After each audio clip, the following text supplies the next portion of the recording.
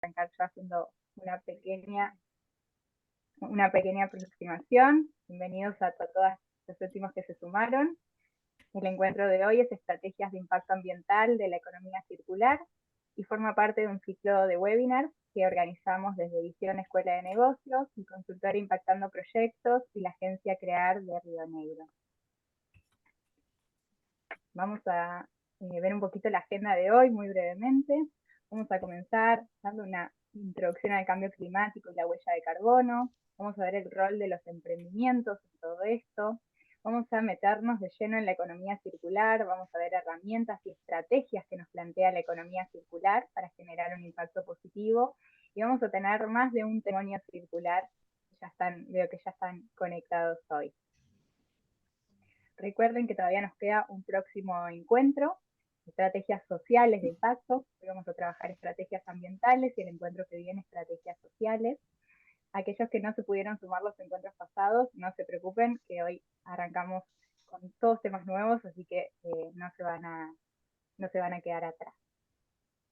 Para quienes no participaron de los encuentros anteriores, me presento brevemente. Mi nombre es Giselle Pontet, soy neuquina, contadora y licenciada en finanzas, y hace tiempo que vengo profundizando en temas de nuevas economías, economía circular, sustentabilidad, y doy talleres, capacitaciones y consultoría para emprendedores y empresas a través de mi consultora Impactando Proyectos. Vamos a arrancar con un videíto para ir entrando en tema, para dejar atrás el día y para ir conectándonos con el tema que nos convoca hoy. Me avisan si se escucha, de todas formas tiene subtítulos, así que las pueden leer. ¿Está bien el volumen? The Earth's climate is changing. We're confronted with a change in our environment which is unprecedented in human history. Due to the emission of greenhouse gases that trap heat in the atmosphere, we are experiencing the warming of land, air, and oceans. The effects of this are numerous.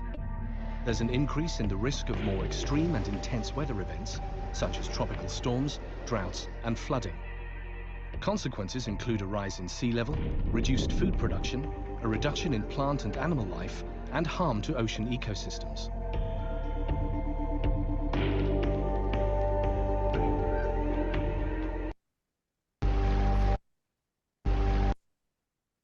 Bueno, ya un videito breve para ir conectándonos con las consecuencias del cambio climático. Y ahora vamos a volver un poquito para atrás y vamos a hablar un poco del calentamiento global que provoca, pues, una de las causas de este cambio climático. Porque mucho se habla del calentamiento global y a veces no sabemos muy bien cómo es que funciona, cómo se da todo esto.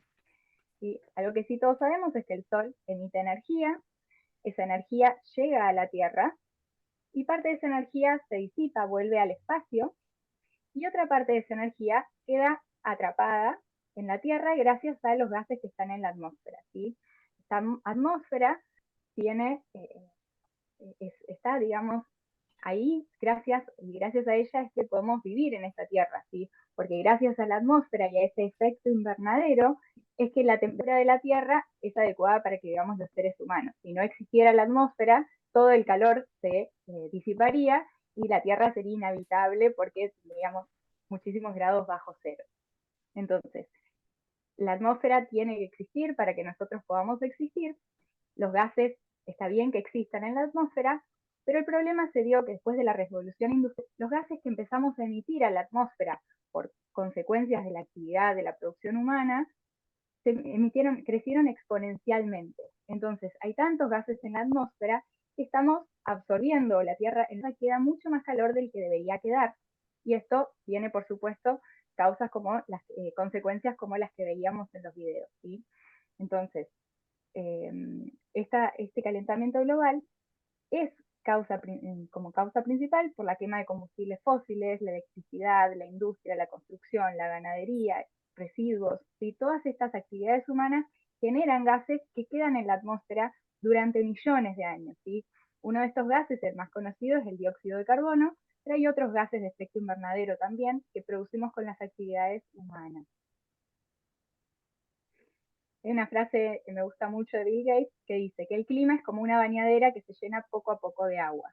Podemos reducir a un hilito el chorro, pero tarde o temprano, si no lo reducimos a cero, se rebalsará. Para entender un poquito más esto que nos dice Bill Gates. La bañadera es el dióxido de carbono en la atmósfera, ¿sí? Nosotros tenemos emisiones, que sería como la canilla, nosotros abrimos la canilla de emisiones y estamos emitiendo y emitiendo en una bañadera que ya está casi llena de emisiones y que ya está al tope. Entonces, lo único que nos queda es llegar a las 0 emisiones netas. ¿Qué quiere decir esto? La diferencia entre lo que emitimos y lo que se remueve, que sea 0 para que no se rebalse esta bañera o para que no entremos en un colapso climático, ¿sí? ¿Qué formas tenemos de remover? Bueno, hay formas naturales, como por ejemplo los árboles. Los árboles capturan el dióxido de carbono de forma natural. Por eso es tan importante no talar árboles y cuidarlos de que no se incendien, ¿sí? Porque cuando un árbol es talado o se incendia, el dióxido de carbono que venía acumulando se le da al espacio, entonces se pierde todo ese efecto positivo que había acumulado durante años. Y también hay métodos de remoción artificial, que todavía falta mucho, avanzar mucho en esto para que se pueda realmente aprovechar o para que sea en magnitudes significativas, ¿sí? Entonces, en lo principal que tenemos que trabajar es en reducir al máximo, mínimo en realidad, nuestras emisiones. Se habla mucho de la huella de carbono, ¿sí? Que tiene que ver con esto, la emisión de gases de efecto invernadero que hacemos con todas nuestras actividades. Nosotros como individuos y a través de nuestras organizaciones, nuestras empresas, emprendimientos, estamos emitiendo continuamente gases a la atmósfera. Cuando una empresa decide medir su huella de carbono, lo que hace es identificar las fuentes en las que más está generando o más está emitiendo gases a la atmósfera, ¿sí? Dióxido de carbono o algún otro gas equivalente. Entonces, cuando medimos huella de carbono, en general, se divide en 3 alcances. Las emisiones de alcance 1, que tienen que ver con las emisiones y procesos industriales y de los vehículos propios, ¿sí? Que tienen que ver con la propia operatoria de nuestra empresa o emprendimiento. Decimos que estas son emisiones directas, porque en general son sobre las que más influencia tenemos. Luego tenemos las emisiones de alcance número 2, que tiene que ver con la electricidad que adquirimos para consumo, ¿sí? O para el propio emprendimiento. Estas decimos que son emisiones indirectas. ¿Por qué? Porque las emisiones no se producen al momento que, por ejemplo, nosotros prendemos la luz. No es que la emisión la hace el foquito que está prendido, sino que para lograr, o sea, para producir esa electricidad, se emitieron muchos gases a la atmósfera, ¿sí? Entonces, o para trasladarla hasta nuestros hogares, para transportarla y demás. Entonces, son emisiones indirectas, pero que por supuesto tienen un gran impacto y nuestra prioridad tiene que ser reducir el consumo.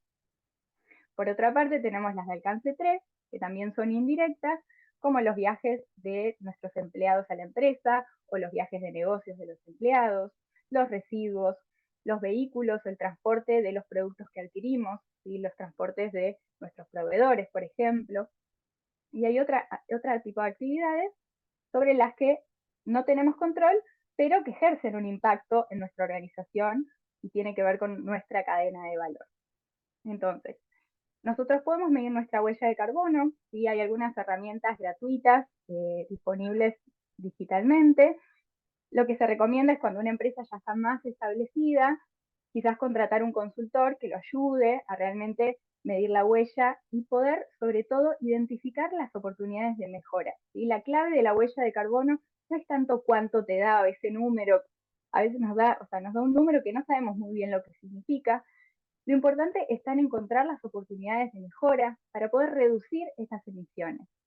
Y esas oportunidades de mejora también nos van a significar un ahorro de costos, ¿sí? Porque esto tiene mucho que ver con la eficiencia. Mientras más eficientes somos, en general menos gases emitimos.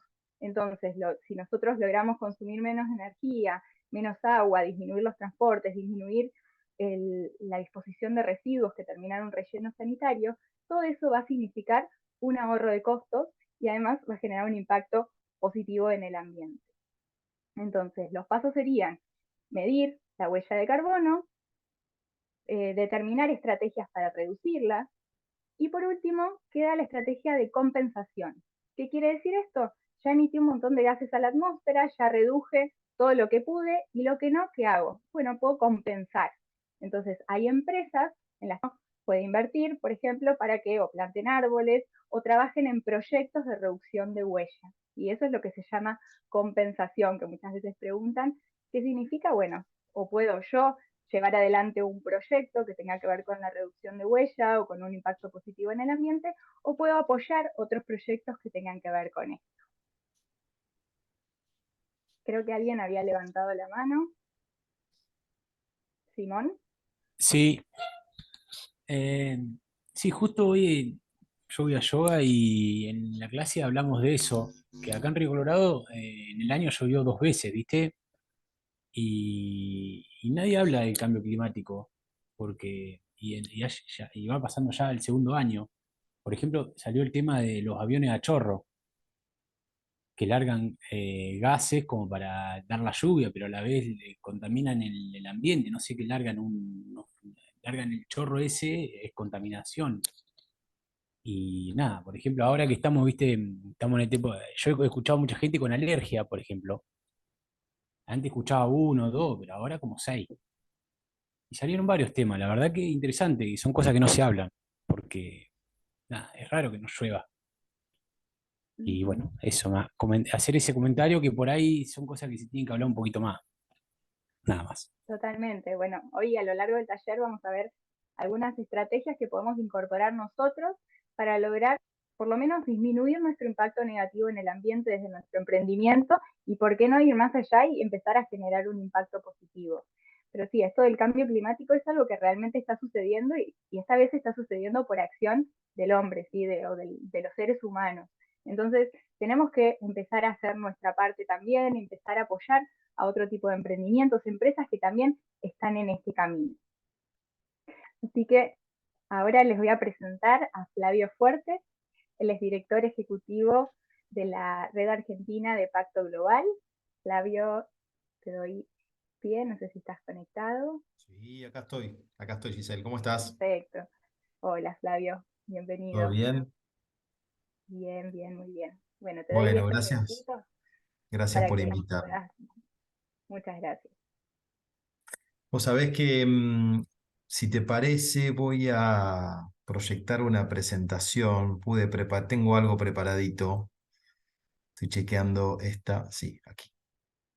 Perfecto, sí, sí. Si te parece, puedo compartir pantalla y preparo una presentación. Mientras tanto, me presento, soy Flavio Fuertes, como dijo Giselle, soy director ejecutivo del Pacto Global de Naciones Unidas, que es una iniciativa de sostenibilidad corporativa.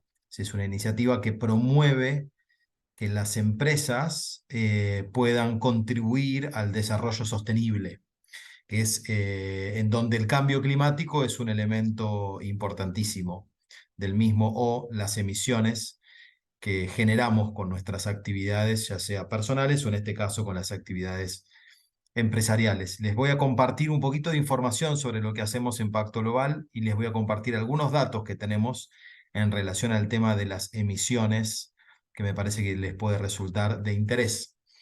Las Naciones Unidas lanzó esta iniciativa en manos de su ex secretario general.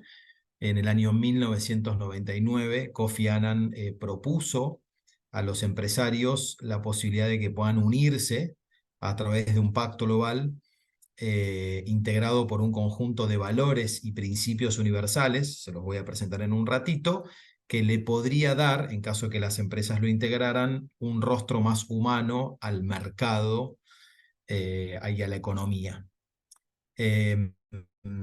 ¿Por qué se hace esto? Básicamente porque cada vez más las empresas se dan cuenta de que están operando en un contexto que está asignado por una gran cantidad de riesgos y un marco de muchísima incertidumbre. Estos riesgos se denominan como riesgos no financieros.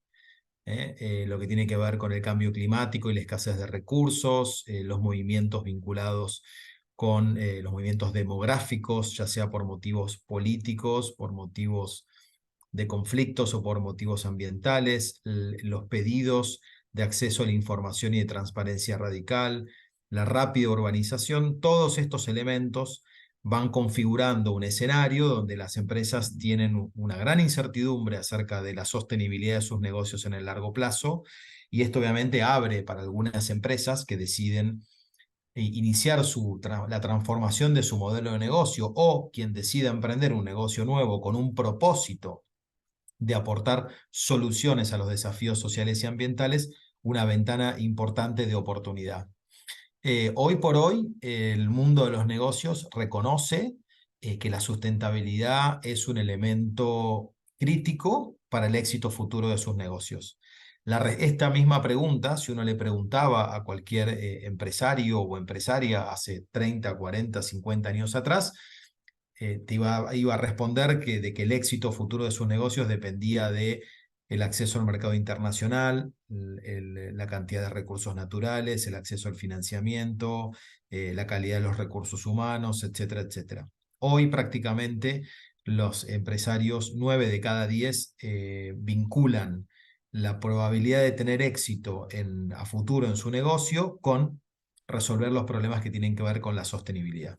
Cuando hablamos de sostenibilidad, estamos hablando en particular dentro de la esfera de las Naciones Unidas, que ha logrado un consenso internacional en el año 2015 de aprobarse por unanimidad 17 objetivos vinculados con temas sociales, vinculados con temas ambientales, vinculados con temas de crecimiento económico, vinculado con temas que podríamos llamar de funcionamiento de las instituciones, y donde se revaloriza las alianzas público-privados para conseguirlo. Estos son los 17 objetivos de desarrollo sostenible, y como ven ahí, una encuesta que hicimos hace unos años atrás con Accenture mostró que el 87% de los dueños de las principales empresas del mundo estaban de acuerdo de que estos ODS proveen una oportunidad para que el mundo de los negocios pudiesen repensar la manera en la que pueden crear valor sostenible.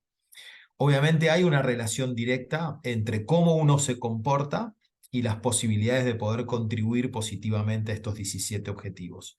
La manera de comportarse es haciendo negocios responsables. Esto es, básicamente, poder garantizar a los accionistas, a los trabajadores, a la comunidad, a los medios de comunicación, a todos los grupos de interés más relevantes, que un negocio es capaz de respetar los derechos humanos, los estándares laborales, cuidar del medio ambiente y luchar contra la corrupción, o ser íntegro a la hora de hacer negocios. Estas 4 áreas son las 4 áreas de principios del Pacto Global de Naciones Unidas, que tiene alrededor del mundo más de 20.000 empresas que han suscrito este compromiso voluntario con los principios del Pacto Global de Naciones Unidas, y han manifestado de esa manera su interés de contribuir a conseguir estos 17 Objetivos de Desarrollo Sostenible. Este gran movimiento mundial tiene la participación de cerca de 1.000 compañías en Argentina.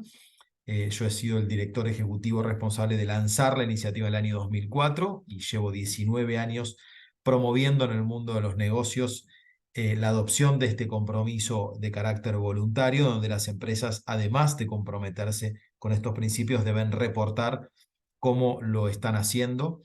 Tenemos una penetración bastante importante a lo largo y a lo ancho de nuestro país, pero por supuesto con una concentración mayoritaria en la zona centro de nuestro país, pero ahí ven que en Neuquén también tenemos una gran cantidad de organizaciones que han suscrito este compromiso con el Pacto Global de Naciones Unidas. Al día de hoy, después de 20 años, tenemos algunos datos importantes en donde vemos que el sector privado está haciendo un importante esfuerzo para alcanzar los objetivos del desarrollo sostenible. 9 de cada 10 compañías declaran que toman acción en los objetivos del desarrollo sostenible. Muchas de ellas, casi 9 de cada 10, manifiestan de que pusieron en marcha políticas y prácticas alrededor de los 4 ejes del Pacto Global de Naciones Unidas. Sin embargo, los datos a nivel agregados nos muestran de que el mundo no está bien encaminado para llegar a cumplir con estos objetivos de desarrollo sostenible que se adoptaron en el 2015 y que tendrían que alcanzarse en el año 2030. Menciono 4 a modo de ejemplo, pero podríamos tomar algunos otros más. Por ejemplo, en materia de equidad de género, si nosotros seguimos en este ritmo a nivel global, cerrar la brecha económica de género nos tomaría más de 260 años. Si nosotros seguimos haciendo los negocios como actualmente, tenemos que saber que vamos a convivir con el hecho de que el 20% del total de los trabajadores que tienen empleo formal lo hacen en pobres condiciones laborales y que 160 millones de pibes alrededor del mundo trabajan. ¿Cuánto dinero destinan las empresas para el soborno y la corrupción? Más o menos un equivalente al 2% del Producto Bruto Interno a nivel mundial. Y si seguimos emitiendo, se prevé que el calentamiento global va a llegar a sobrepasar los 3 grados centígrados para el año 2100, cuando el Panel Internacional de Cambio Climático nos dice que no deberíamos superar el 1,5 grados de temperatura por encima de lo que serían los niveles preindustriales. Es decir, que estamos bastante lejos, ¿sí? De alcanzar los objetivos a nivel global.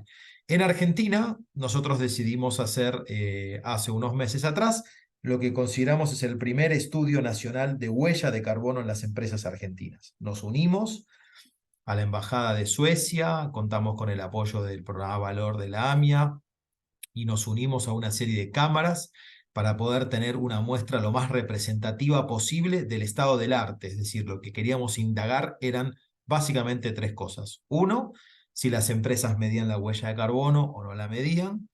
2, si no la medían, si tenían intención de medirla en el corto, mediano o largo plazo. 3, si la estaban midiendo, si estaban midiendo sus emisiones en el alcance 1, 2 o 3. Básicamente, para resumirlo, no soy un técnico en el tema, pero las emisiones de alcance 1 son las directas, las emisiones de grado 2 y 3 son más indirectas. La tercera es la que tiene que ver con las emisiones que uno tiene en su cadena de valor. Es decir, que las emisiones claramente de alcance 3 son las más difíciles de medir y ahí hay obviamente problemas vinculados con el acceso a la información. 227 empresas de todo nuestro país respondieron a la encuesta, mayoritariamente, como ven ahí, el 44% de las que respondieron a la encuesta son empresas pymes de nuestro país. Apenas el 32% son entre empresas multinacionales o grandes empresas y también respondió en un grupo no menor organizaciones que no se definen como empresariales, es decir, que no tienen fin de lucro. El resultado que le voy a mostrar anterior deja por fuera ese 20%, ese 19% y se concentra en el otro 80%. Es decir, de las 222 empresas, el 80%, estamos hablando más o menos de 170 organizaciones empresariales que nos dijeron básicamente que 4 de cada 10 solamente miden la huella de carbono y que 6 de 10 no lo están haciendo. Es decir, que 6 de cada 10 organizaciones, independientemente del tamaño de la empresa, no están midiendo su huella de carbono. Esto tiene algunas complejidades y lo primero es que en una empresa lo que no se mide no se puede gestionar, ustedes lo saben muy bien. En segundo lugar, muestra un dato preocupante porque básicamente el cambio climático, caracterizado básicamente por el aumento de la temperatura, pero también con sequías y episodios de lluvias torrenciales en épocas que no son las habituales o en cortos periodos de tiempo, entre otras manifestaciones, son manifestaciones claras del cambio climático, está siendo cada vez más evidente y que hasta incluso ponen en crisis la posibilidad de que las empresas puedan seguir haciendo negocios. 2 datos más para que lo recordemos. La bajante del río Paraná, que impidió básicamente la circulación del flujo de mercaderías de entrada y de salida en la Argentina, o la bajante en el canal de Panamá, que impidió básicamente que cruzaran del Atlántico al Pacífico los productos en el comercio internacional. De ese 60%, de esas 6 de cada 10 empresas que no miden, 4 de 10 tienen intención de hacerlo en el corto plazo. Y hay un 20% que dice que no tiene ni siquiera intención de hacerlo. O sea, no le interesa. Nosotros creemos de que estamos en un momento de lo que sería básicamente de turning point o de doblar la curva, y donde las empresas de alguna manera tienen que definir si quieren ser parte del problema o quieren ser parte de la solución. En nuestro país, como ustedes saben, las emisiones de gases de efecto invernadero están explicadas en su mayoría por el sector de la ganadería, 20% de ellas, pero también el 14% está generada por el transporte o la logística.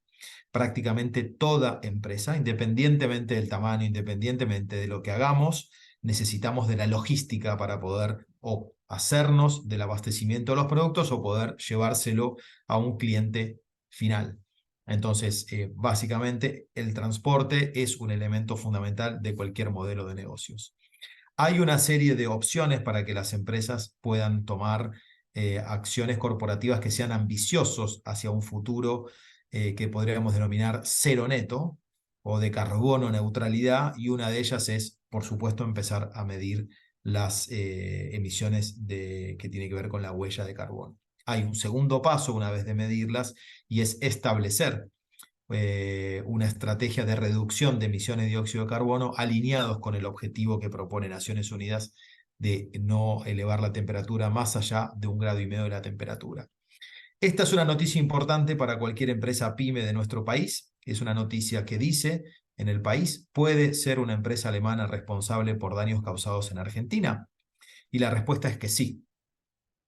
Puede una empresa alemana ser responsable por daños causados en Argentina.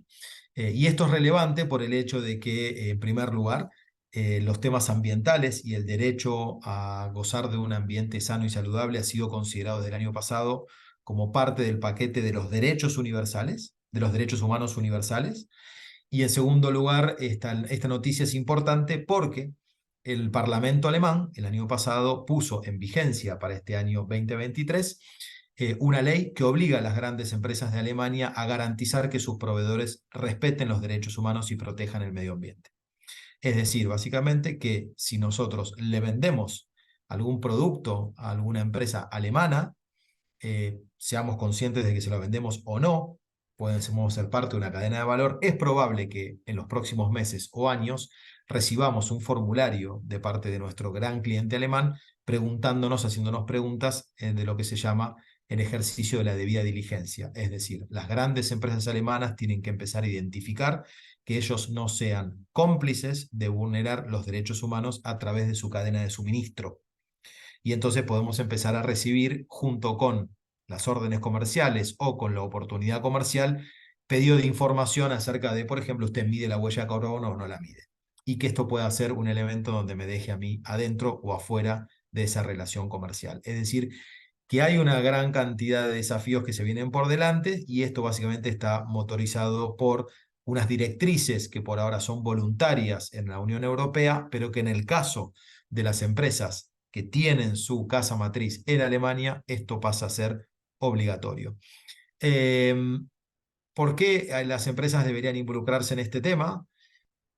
Hay muchísimos motivos para hacerlo, hay presiones vinculadas con las cadenas de valor, hay motivos vinculados con el crecimiento en la reputación corporativa, hay también cierta presión que viene del mundo de las finanzas, hay presiones que tienen que ver por el lado de los propios clientes que quieren saber que están comprando productos que son, por ejemplo, ambientalmente amigables.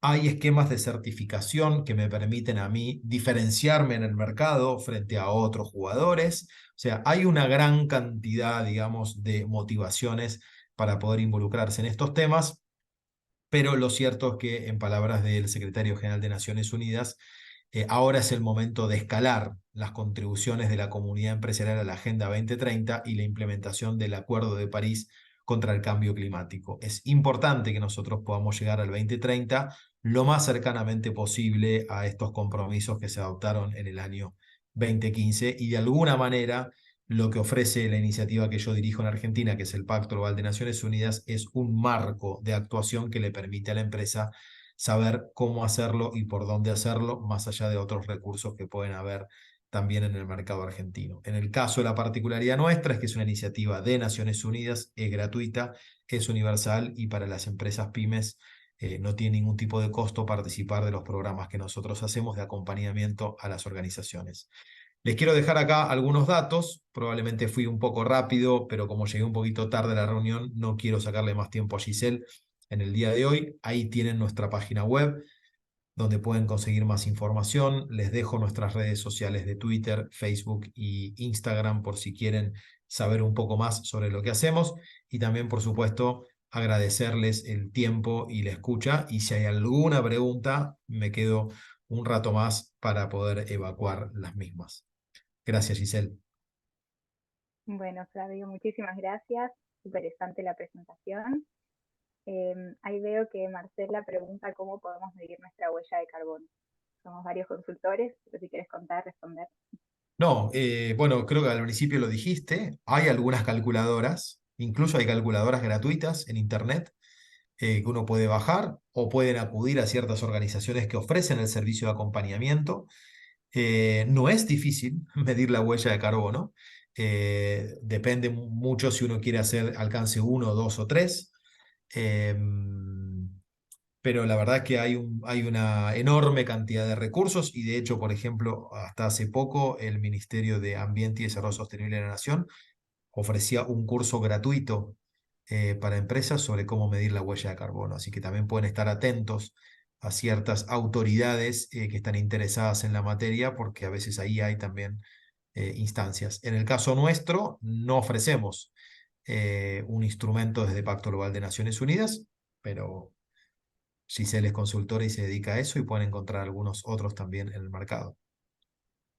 Seguramente. Bueno, muchas gracias, Flavio. No, por nada. Creo que no tenemos más preguntas, así que si les parece vamos a avanzar. Ya nos vamos a meter de lleno en el tema que nos convoca, que es la economía circular.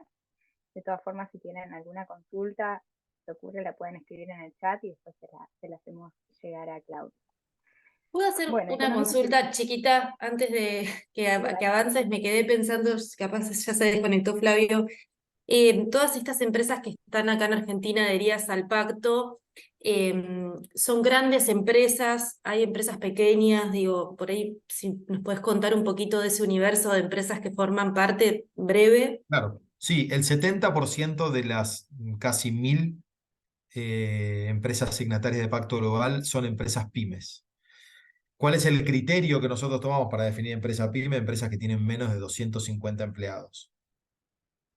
¿Sí? Es decir, es un criterio numérico, que es un poco mentiroso, ¿no? Porque 250 no es necesariamente una pyme, pero no tengo la información ahora en la cabeza más desagregada. Pero tenemos empresas que tienen 11 empleados, 2 empleados. No podemos admitir empresas que tienen menos de 10 empleados en Pacto Global, eso sí. O sea, un emprendimiento unipersonal no puede ser participante del Pacto Global, lo cual no significa que no pueda participar en nuestras actividades, pero ahí te lo caractericé. Perfecto. 70% son empresas que tienen menos de 250 empleados, todas las empresas que están en Pacto Global tienen 10 o más empleados. Perfecto, gracias. No, por favor. Buenísimo, gracias. Ahora sí nos vamos a meter de lleno en el tema de la economía circular. Y para poder definirla, necesitamos partir del modelo lineal, que es el modelo que prevalece hoy en día. ¿Y nosotros cómo estamos acostumbrados o cuál es el sistema que prevalece? Bueno, un sistema en el que extraemos recursos naturales, producimos, consumimos y tiramos. Pusimos del lado del consumidor, ¿qué hacemos? Compramos, tiramos y volvemos a comprar. Y esto no es casual, ¿sí? Todo esto es porque está diseñado. Los productos están diseñados para que terminen cuanto antes siendo un residuo para que volvamos a comprar, justamente. La economía circular lo que viene a plantear es algo totalmente distinto. Si yo ahora les pregunto, ¿qué pasa si no me dura la batería del celular? ¿Sí? ¿Qué puedo hacer? ¿Tengo alguna opción? Y la realidad es que muy pocas, ¿sí? Antes, recuerdan los primeros celulares que salieron, en general uno los podía desarmar si se le salía la batería, que de hecho se te caía y se salía la batería, pero se la podías volver a poner, podías comprar una nueva por un precio bastante accesible y podías cambiarla.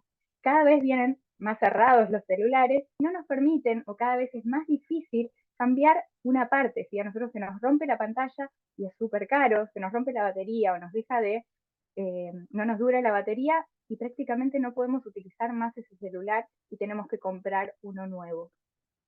La economía circular plantea algo totalmente distinto para que esto no pase y también es una solución a los problemas de abastecimiento, ¿sí? Hoy en día tenemos, no solo que estamos generando problemas medioambientales, estamos emitiendo muchos gases, estamos sobreexplotando los recursos naturales, sino que también, como empresas, como movimientos, tenemos ciertas dificultades que están dadas por la escasez de recursos, por la volatilidad del suministro de las materias primas, y que esto incrementa los precios y crea incertidumbre. ¿Qué pasa hoy? Nos cuesta saber si vamos a poder acceder a ciertos productos, ¿sí? Nos cuesta adquirir insumos para la producción, no sabemos a qué precio lo vamos a comprar, y todo esto viene un poco a solucionarlo en la economía circular, porque lo que plantea es que no seamos dependientes de nuevos recursos. Economía circular, plantea un gráfico como el de la pantalla, que no se preocupen, es súper complejo, no necesitamos entenderlo todo de una, pero sí que sepan que la economía circular no es la economía del reciclaje, ¿sí? La economía circular lo que plantea es una serie de ciclos, la que divide materiales biológicos o los materiales que extraemos de la naturaleza y materiales técnicos, que son materiales que ya tienen algún otro proceso. Pero lo que intenta la economía circular es que nos mantengamos lo más cerquita del centro posible, ¿sí? A medida que vamos agrandando el círculo, ya no es tan beneficioso como si estuviéramos más cerca. Si se fijan, el reciclaje está bastante afuera, ¿sí? Del lado derecho, bastante lejos del centro. Entonces, la economía circular no plantea ir a un reciclaje directo, sino que plantea un montón de estrategias que están mucho antes de llegar a eso.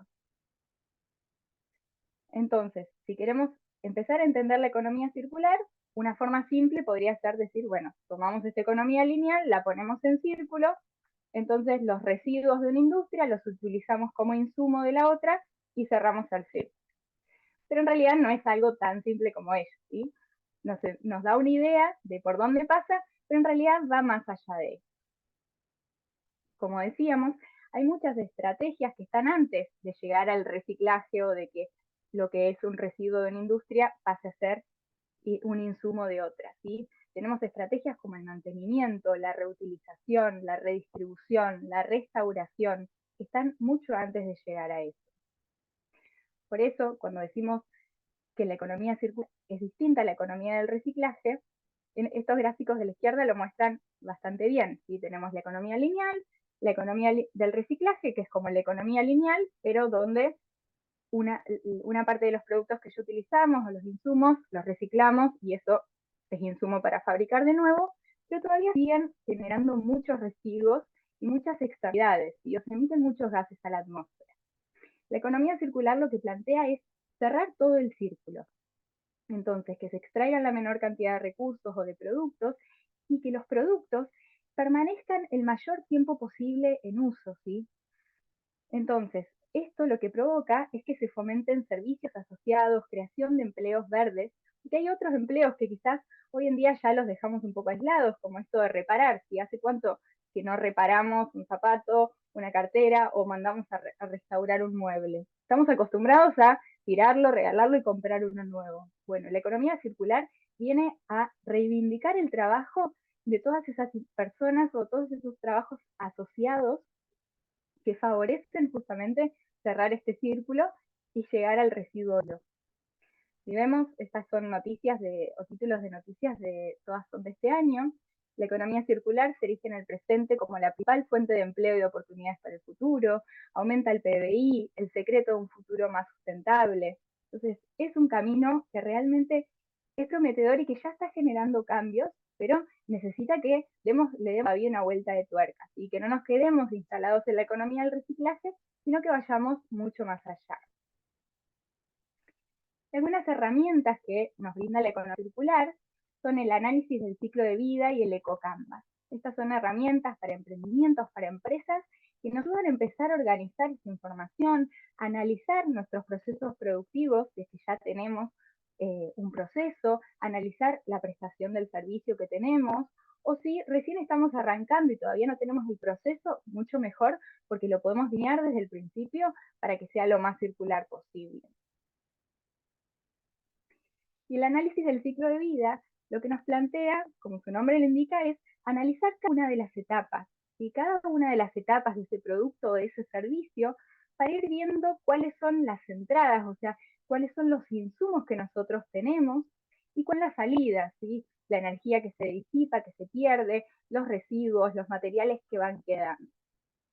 Entonces la idea es en cada etapa evaluar todo esto, evaluar el impacto de cada uno de esos insumos y de cada una de esas salidas y empezar a gestionar justamente una vez que tenemos, como dijo Flavio, una vez que medimos recién podemos gestionar. Entonces una vez que medimos, identificamos, empezar a tomar decisiones que nos permitan ser un poquito más sustentables, disminuir nuestro impacto negativo.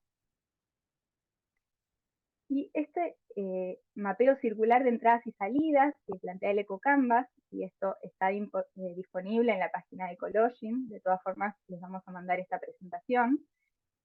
Acá lo puse un poquito más cerca. La idea es que podamos hacer un cuadrito, ¿sí? En un Excel o en una hoja, para empezar a identificar todo esto. ¿Sí? Ahora vamos a ver un ejemplo práctico, pero la idea es detectar recursos que entran, energía que entra, agua que entra, y todo lo que sale, ¿sí? Elementos como residuos, emisiones, etc. Y vamos a ver el caso de una cafetera, ¿sí? Esta cafetera, vamos a suponer que nosotros somos quienes la producimos. Entonces queremos analizar el ciclo de vida de la cafetera. Podríamos partir de la extracción de los recursos naturales, pero como es algo anterior a nosotros y es por ahí algo muy lejano y nos cuesta, podemos partir directamente desde la producción, que es en lo que nosotros por ahí tenemos un poquito más de injerencia. Entonces empezamos a anotar, ¿sí? Mientras más detalle tengamos, pero no dejemos de hacerlo por no tener un detalle, ¿sí? Entonces acá en este ejemplo tenemos recursos que entran, una determinada cantidad de cobre, de acero, aluminio, distintos tipos de plásticos, vidrios, lubricantes, ¿sí? Los identificamos.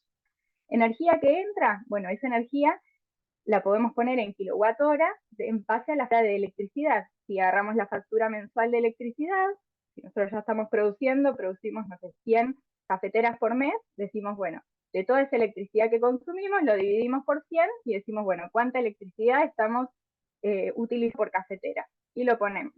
Si no tenemos este número, no importa, ¿sí? Pero por lo menos dejamos escrito que estamos utilizando energía para la producción.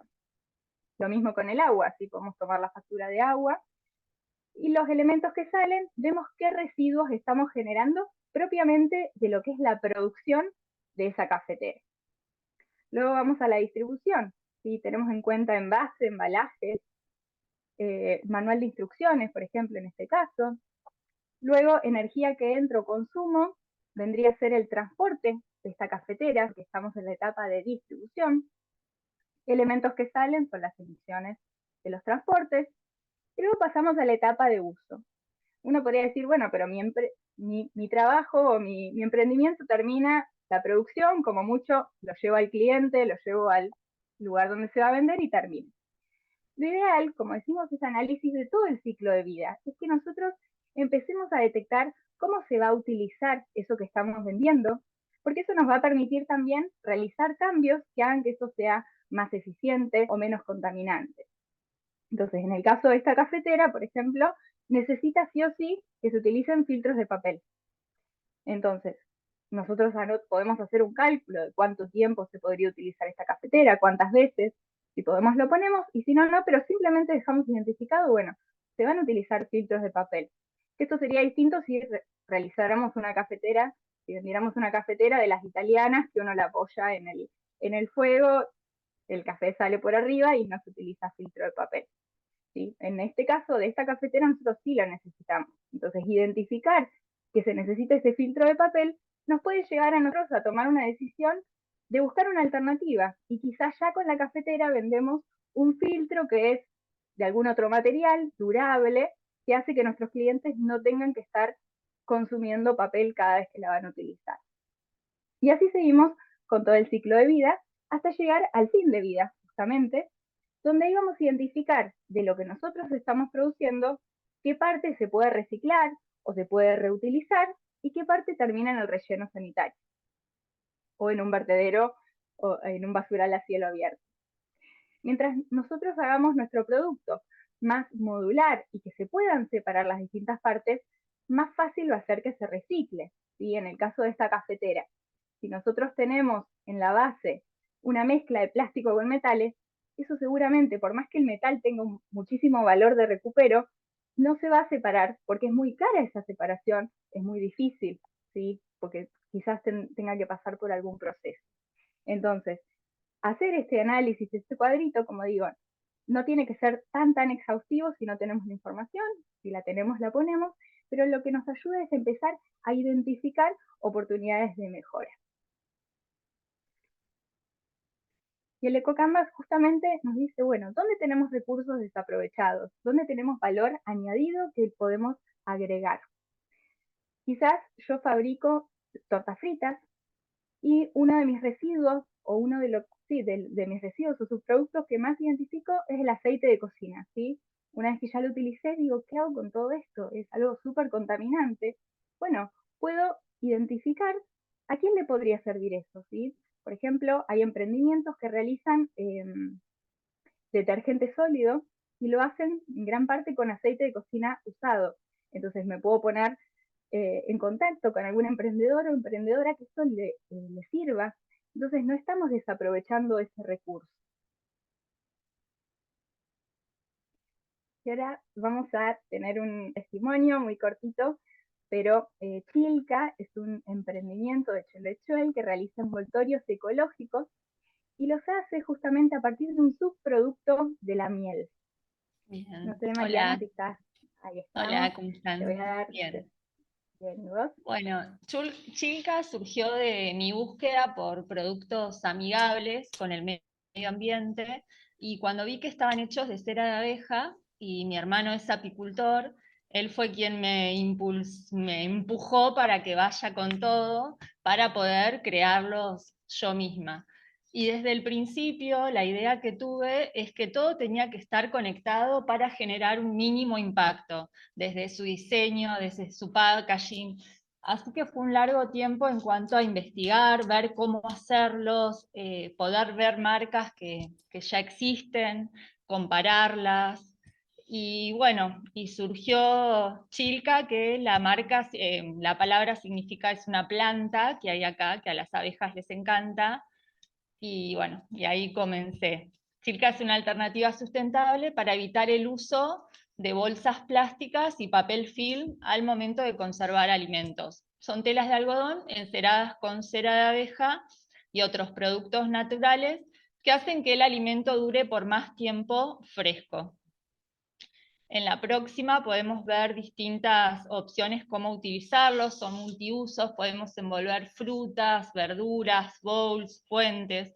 Solo con el calor de las manos se adhieren a cualquier recipiente. Los podemos lavar siempre con agua fría y se vuelven a reutilizar. Duran hasta 10 años con los cuidados, perdón, hasta un año con los cuidados necesarios, siempre no se metiéndolos ni al calor, ni al microondas, ni cerca del horno, porque la cera se va perdiendo. Son súper versátiles y maleables a la hora de utilizarlos. En cuanto a lo que brindamos, una solución ambiental, que todos sus componentes provienen de la naturaleza. Las telas son de algodón, están estampadas por serigrafía con tintas al agua, con lo cual su impacto es menor. Estamos empezando a trabajar también con telas con tintes naturales, con desperdicios de alimentos. También tiene una particularidad el diseño, ahí vemos frutas y verduras que son de Valle Medio, de donde vivimos, y la idea también es fomentar el consumo de la producción local y lo que tenemos acá a través de las gráficas. Y tenemos la cera de abeja, que es como la reina, la estrella del producto en cuanto a su composición, que la obtenemos de apicultores locales, y generando también un valor agregado a este subproducto, como dijiste hoy, de la miel. La cera tiene propiedades antibacterianas y antifúngicas que hace que el alimento dure más envuelto en nuestros paños y también que pueda respirar. También se pueden compostar cuando cumplen su vida útil. nos damos cuenta porque ya no tienen adherencia, se cortan en tiritas y lo podemos llevar a la compostera, o realizar iniciadores de fuego, que se hacen como tiritas que sirven para prender la parrilla, una vela y poder utilizar menos leña también, porque la cera combustiona. Después pasamos a la otra. En cuanto a lo que es un producto innovador, acá realicé un resumen en cuanto a lo que es original. Utilizamos cera de abeja pura, de opérculo, de nuestros apicultores locales. Su diseño y su presentación están conectados, el packaging es compostable, también es libre de pegamentos, se cierra la cajita por medio de encastre, también tiene todas sus instrucciones. Hay un máximo aprovechamiento de sus materias primas, como hablabas recién.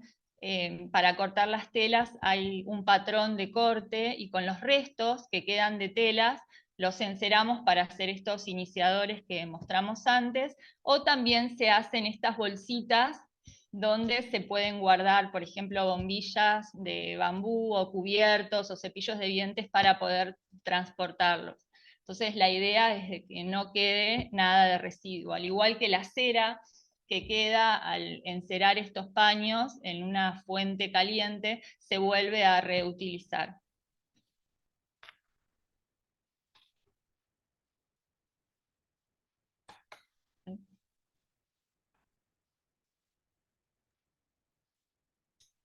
Buenísimo. Bueno, muchas gracias, Mariana, por tu presentación. La verdad es que súper interesante. Ahí están las redes. Estaban preguntando dónde se pueden conseguir, así que si quieren dejar sus contactos, todo. El Instagram es chilca_de convoltorios, después lo voy a escribir. Y bueno, ahí tenemos nuestra tiendita web, que hace poquito la inauguramos. Pues bueno, participamos también en ferias dentro de la provincia, y bueno, y de a poquito está muy bueno que la gente los vaya conociendo, los vaya tocando, probando, porque es algo súper nuevo y es muy importante poder disminuir el consumo de plástico. Excelente, muchísimas gracias. Vamos a continuar con la economía circular, que algo que nos plantea es que la basura es justamente un error de diseño. En el caso de Chilca, podemos ver que no tienen residuos, y todo está pensado para que tenga otro uso, para que se pueda utilizar para algo más, o mismo al final de su vida útil para que se composte, ¿sí? Para que no sea un residuo que termina en un relleno sanitario o en un basural.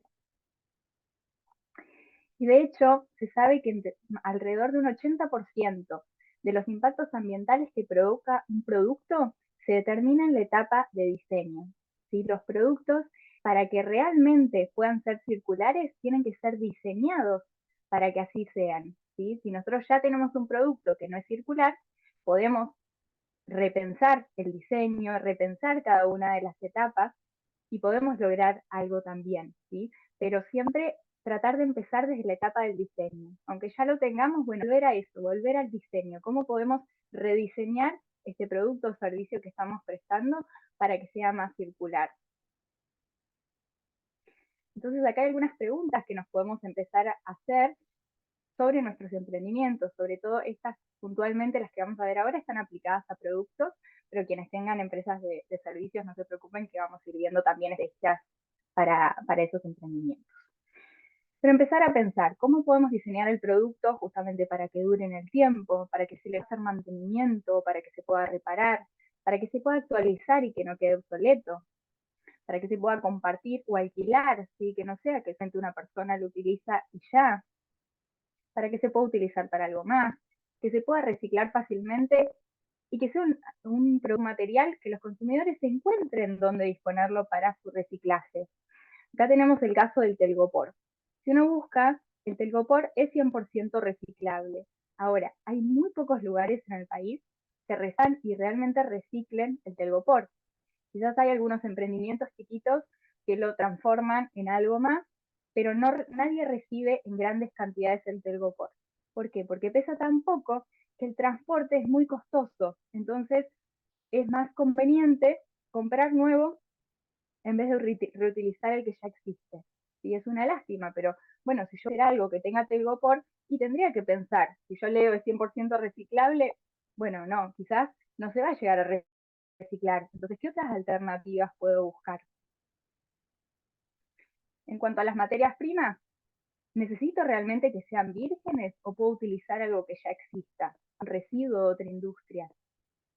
Ondulé, como se ve en la foto, es una empresa cordobesa que fabrica juguetes para niños y juegos 100% con materiales reciclados y principalmente utilizan cartón que compran a cooperativas de separación de residuos y de reciclaje. Entonces podemos buscar la vuelta para utilizar algo que no sea necesariamente virgen. También está bueno preguntarnos si se producen localmente o cuántos kilómetros tienen que viajar para llegar hasta donde nosotros estamos, ¿sí? Si hay alguna otra alternativa local, porque hoy estuvimos hablando mucho de la huella de carbono. Bueno, el transporte es un gran generador de huella de carbono, entonces si nosotros logramos tener productores locales, no solo vamos a ser menos dependientes de todo este transporte, de los tiempos, de los costos, sino que vamos a reducir un montón la huella de carbono de nuestros productos. Con respecto al packaging, la primera pregunta que nos tenemos que hacer es si es necesario. Hoy en día se está avanzando mucho en lo que es la venta a granel, ¿sí? Porque nos dimos cuenta que gran parte del packaging que utilizábamos no era necesario. Y eso no solo que incrementa los costos, sino que en general son plásticos que después terminan volándose, terminan en el río o en la barca. Yo, por ejemplo, suelo utilizar un desodorante de la marca Natura. Natura es una empresa B de Brasil que tiene muchísimas buenas prácticas ambientales. De hecho, bueno, estas cajitas de cartón en las que vienen los desodorantes están hechas de cartón con un gran porcentaje de cartón reciclado y son además reciclables. Ahora yo me pregunto, ¿es necesaria esa caja? Si el desodorante ya viene en un plástico rígido, duro, ¿podemos evitar esa caja? Entonces empezar a hacernos estas preguntas, ¿sí? Por más que sea reciclable, ¿lo puedo evitar? Mucho mejor, ¿sí? El mejor residuo es el que no se genera. Puedo utilizar un residuo, algo que sea compostable, puedo ver envases que se puedan recargar, envases que se puedan reutilizar, o directamente pasar al formato sólido, ¿sí? Hoy en día tenemos desodorantes, tenemos shampoo, tenemos pasta dental, tenemos un montón de elementos que ya vienen en formato sólido y que evitan justamente la utilización de plásticos. Y si queremos ir hacia esto del residuo nulo, lo mejor que podemos hacer es imitar a la naturaleza. En la naturaleza todo eso circular o en espiral, ¿sí? No hay nada que se pierda, nada que se desperdicie. Y muchas empresas se dan cuenta que esto de imitar a la naturaleza es beneficioso. La naturaleza es sabia, ¿sí? Entonces hay un montón de avances tecnológicos, o mismo en la construcción, lo que tiene que ver con lo aerodinámico, o mismo el velcro, los abrojos, todo esto son imitaciones de la naturaleza, ¿sí? Las empresas se dan cuenta que si imitamos los procesos de la naturaleza, en general tienden a ser o más eficientes o mejores. Entonces empecemos a mirar también un poquito cómo funciona lo que tenemos alrededor y la naturaleza. Bueno, vengo hablando un montón, cómo venimos hasta acá. No sé si hay alguna pregunta, alguna duda. Si no, sigo. Buenísimo. Tenemos muchos invitados hoy, mucho contenido, así que si voy muy rápido me frenan, si no vamos a ir avanzando. Y ahora nos vamos a meter de lleno en lo que son las estrategias de la economía circular o estrategias circulares. El EcoCanvas nos plantea una serie de estrategias de circularización o estrategias de economía circular que todas parten del diseño. ¿Sí? Hoy dijimos que el diseño es súper importante. Entonces, si nosotros queremos que la compra, la producción, la venta, el uso sea circular, necesitamos ir un pasito más atrás y enfocarnos en cómo los vamos a diseñar. Y una de las primeras estrategias es la de la durabilidad y la reparabilidad de nuestros productos. Patagonia es una empresa que seguramente la conozcan, que fabrica ropa de montaña, ropa de aventura, de excelentísima calidad. Y lo que ellos dicen es que ellos quieren que nosotros compremos un producto y que no les compremos otro de lo mismo. Ellos quieren que ese producto nos dure la mayor cantidad de tiempo posible. Incluso lo que hacen es viajar por el mundo con estas camionetitas como la que vemos ahí, y ellos te reparan su ropa de forma gratuita. ¿Sí? Acá en Argentina han estado en varios lugares, yo sé que estuvieron en Bariloche hace un par de años, y vos les llevas tu campera y ellos te cambian el cierre, si se te rompió te la cosen, todo de forma gratuita, ¿sí? Porque ellos entienden que la economía del descarte no es lo que va, sino es lo que necesitamos. Nosotros necesitamos productos que duren y que estén hechos para ser reparados. Cuando hablamos de durabilidad, también hay otras estrategias vinculadas a la modularidad, el desmontaje, el desensamblaje. Y esto tiene que ver con permitir cambiar solo una pieza en lugar de todo el producto. Me ha pasado, yo tenía una licuadora, se me rompió el frasco que venía arriba y nunca pude seguir el repuesto del frasco. Tenía el motor, que en teoría es lo más complicado de fabricar, lo que más recursos tiene, lo tenía intacto, pero por no conseguir el frasco de arriba tuve que esa licuadora. Entonces, empezar a plantear esa economía nos dice, bueno, todo tiene que ser circular. Si se te rompe una parte grande o chiquita, vos la tenés que poder reemplazar, solo esa parte. Y hay una empresa que todavía no está aquí que se llama Fairphone, ¿sí? Es una empresa europea, si no me equivoco, o japonesa, que lo que hace es celulares que son totalmente modulares, que permiten el desmontaje, el desensamblaje, y ellos te venden hasta un kit de reparación para que vos mismo puedas ir cambiando las distintas partes.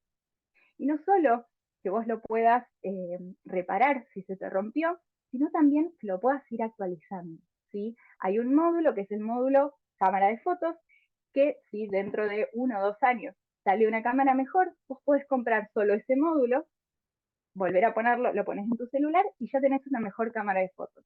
Si sale una actualización, vas al módulo actualización. Si sale una mejor memoria, vas al módulo memoria. Así cada una de las partes que componen ese celular. ¿Sí? Qué gran avance. Y esta tecnología ya está disponible, pero lamentablemente las grandes empresas todavía no la están adoptando porque ¿qué quieren? Vendernos más celulares. Y entonces, como consumidores, está bueno también empezar a identificar estas oportunidades y como empresas ir desarrollando distintos productos que también tengan esta lógica, ¿sí? Que sean desensamblables, desmontables. Y como dijimos, para que en el uso esto pueda ser fácil de mantener y reparar, este producto tiene que haber sido diseñado y fabricado para ser fácil de mantener, fácil de desmontar.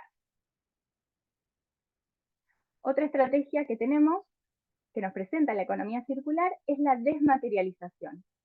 Esto tiene que ver con utilizar menos materia prima o directamente nada. ¿A qué me refiero? Menos materia prima, tenemos el ejemplo de las botellas de agua Bonaco. Ellos se dieron cuenta que podían utilizar menos plástico en la elaboración de cada botella, entonces hicieron botellas más livianas, ¿sí? Si uno las toca se da cuenta porque es como que se aplasta más fácilmente. Bueno, eso tiene menos plástico y es más fácil de reciclar. Entonces podemos transformar nuestro producto para que utilice menos materia prima que lo que utiliza actualmente. O directamente nada. ¿Y a qué nos referimos? Por ejemplo, a digitalizar algo que normalmente es físico, algo que podemos tocar, digitalizar. Eso es lo que sucedió con los diarios, y hoy en día ya casi nadie compra un diario. ¿Por qué? Porque se hicieron digitales, ¿sí? Es una estrategia también de la economía circular. Y otra estrategia es la de habilitar y al mismo tiempo promover la reutilización de nuestro producto o de alguno de los elementos por parte de los usuarios. ¿Sí? Nescafé tiene algunas prácticas que ha venido incorporando en los últimos años. La primera de ellas es que cambió la tapita. Antes era la tapita roja que identificaba a Nescafé, y si bien era como un símbolo para ellos cuando se enteraron de que la tapa transparente era más fácil de reciclar que la tapa roja, la cambiaron, ¿sí? Ahora en los supermercados vemos tapa transparente. Entonces ya están utilizando un plástico más reciclable. Pero al mismo tiempo, ellos plantean en su página web o mismo atrás de los frascos, ¿sí? Si alguien compra, atrás te dan ideas para que vos puedas reutilizar ese frasco de vidrio.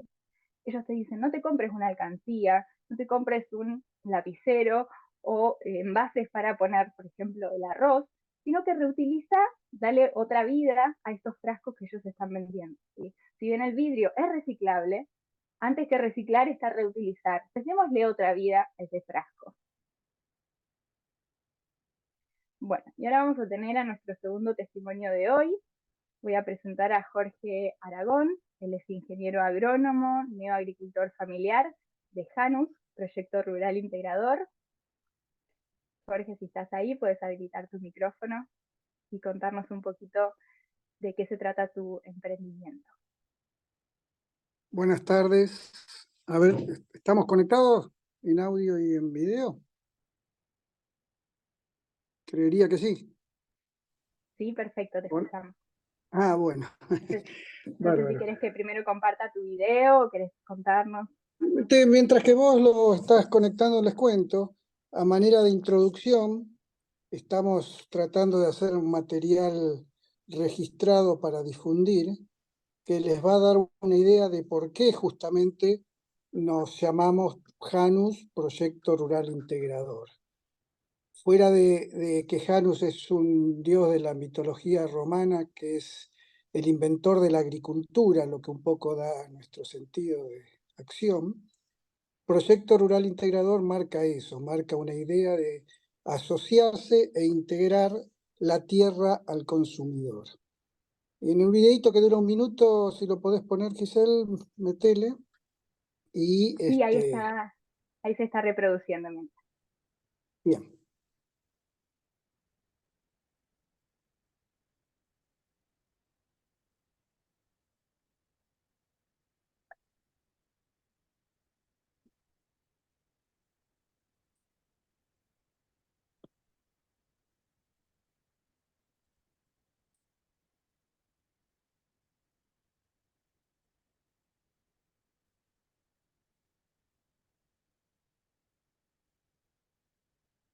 Ahí finalizó el video.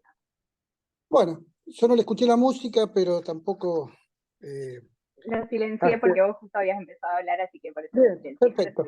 No, simplemente decirles que en esto que es la convocatoria a la que estamos en este momento participando, realmente nosotros hemos tenido de entrada un enfoque sistémico de la producción agrícola que iba a todo lo que se dijo en cuanto a la economía circular y la eficiencia energética. Pero nuestro enfoque principal es la producción.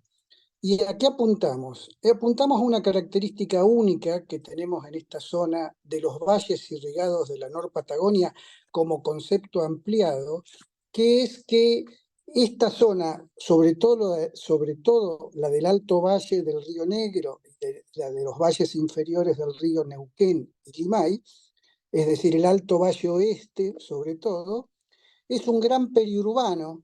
Quiere decir que no hay una delimitación física visible entre el campo y la ciudad, como pasa en el resto del país, en que el campo está lejos de la ciudad y son dos mundos distintos.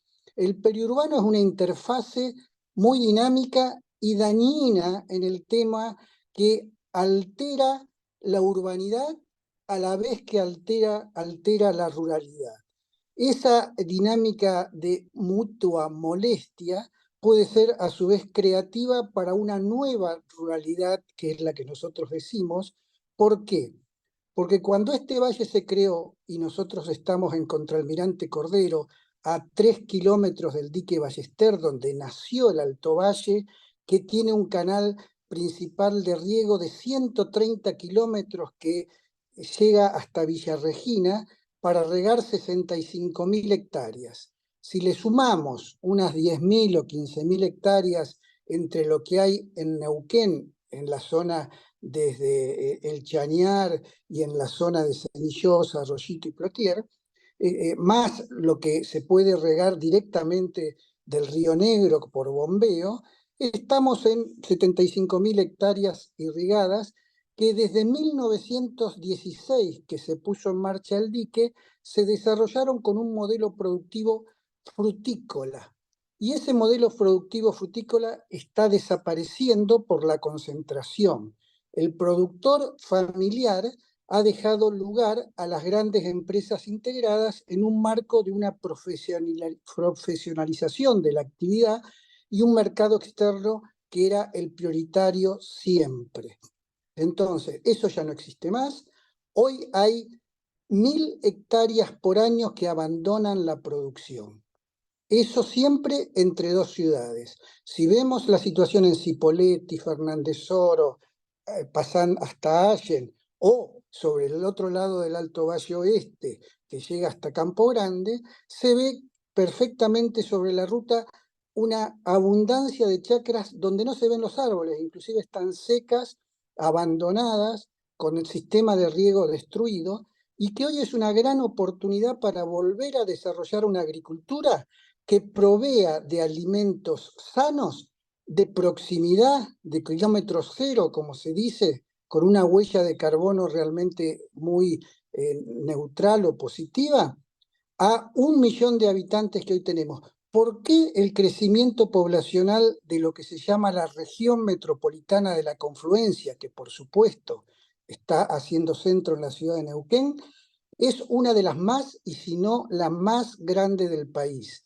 Y en los últimos 20 años, la ciudad de Neuquén arrastró su crecimiento a las localidades cercanas, que en Neuquén son Centenario y Vista Alegre, y en Río Negro son Cipolletti, Fernández Oro, llegando hasta Allen y eventualmente hasta Campo Grande, donde estamos nosotros en Contralmirante Cordero también. Entonces, eso no hay manera que vuelva a ser productivo frutícola, porque la escala y la necesidad de capital le quita las posibilidades, porque ninguno de nosotros tenemos capital suficiente como para entrar en el modelo productivo frutícola. ¿Y a dónde vamos? A producción familiar hortifrutícola para venderle a ese 1 millón de habitantes que va a tener esta región en el próximo censo. ¿Con qué tipo de producción? ¿Con qué enfoque? No el enfoque tradicional frutícola de una relación insumo-producto, donde a cada problema se le ve una solución que mayormente es de alto impacto ambiental por ser química. Cuando nosotros reemplazamos la alimentación natural por una alimentación química, nuestra salud se vuelve adicta a esos choques fuertes para mejorar un estado de insatisfacción. Pasa lo mismo con el ambiente, pasa lo mismo con el suelo. Entonces, lo que nosotros proponemos en esas chacras de 4, 5, 6 hectáreas es una alternativa posible a los barrios que se están haciendo a partir de tierras que dejaron la producción agrícola y que los vemos en todos lados. Eso es una realidad, consecuencia del gran desarrollo social producto de Vaca Muerta, que ha hecho que ciudades que antes tenían 1000 habitantes hace 20 años, como puede ser Añelo o el mismo El Chañar en Neuquén, hoy ya tengan 10.000 habitantes, 5.000 habitantes, y que Añelo es el colmo de todo esto, que va a tener 100.000 habitantes dentro de unos pocos años, es decir, al 2030 probablemente. Entonces, nosotros proponemos agricultura familiar asociativa de productos que lleguen directamente al consumidor o con una plataforma de distribución que sea bien corta. ¿Para qué? El último de los puntos que ustedes señalan en la convocatoria es el ahorro de costos. Indudablemente la agricultura, la agroecología, como llamamos nosotros, con enfoque sistémico, no usa agroquímicos, entonces tiene menos productividad. Eso no se puede sacar de la cabeza. ¿Y dónde está nuestra ventaja competitiva? En la venta directa de kilómetro cero. Y ahí emparejamos los precios y tenemos una gran demanda.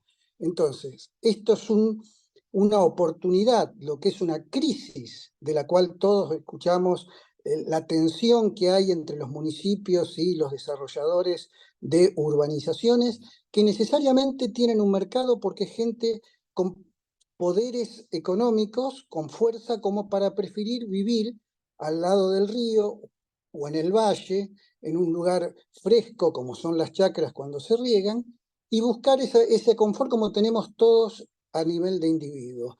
Nosotros lo que hacemos es que podés vivir en la chacra y producir tu huerta individual para autoconsumo, o una huerta a una escala un poco mayor que genere un excedente que se vende en ferias o se vende a través del municipio, como bien se ha dicho, o se vende a través de asociaciones.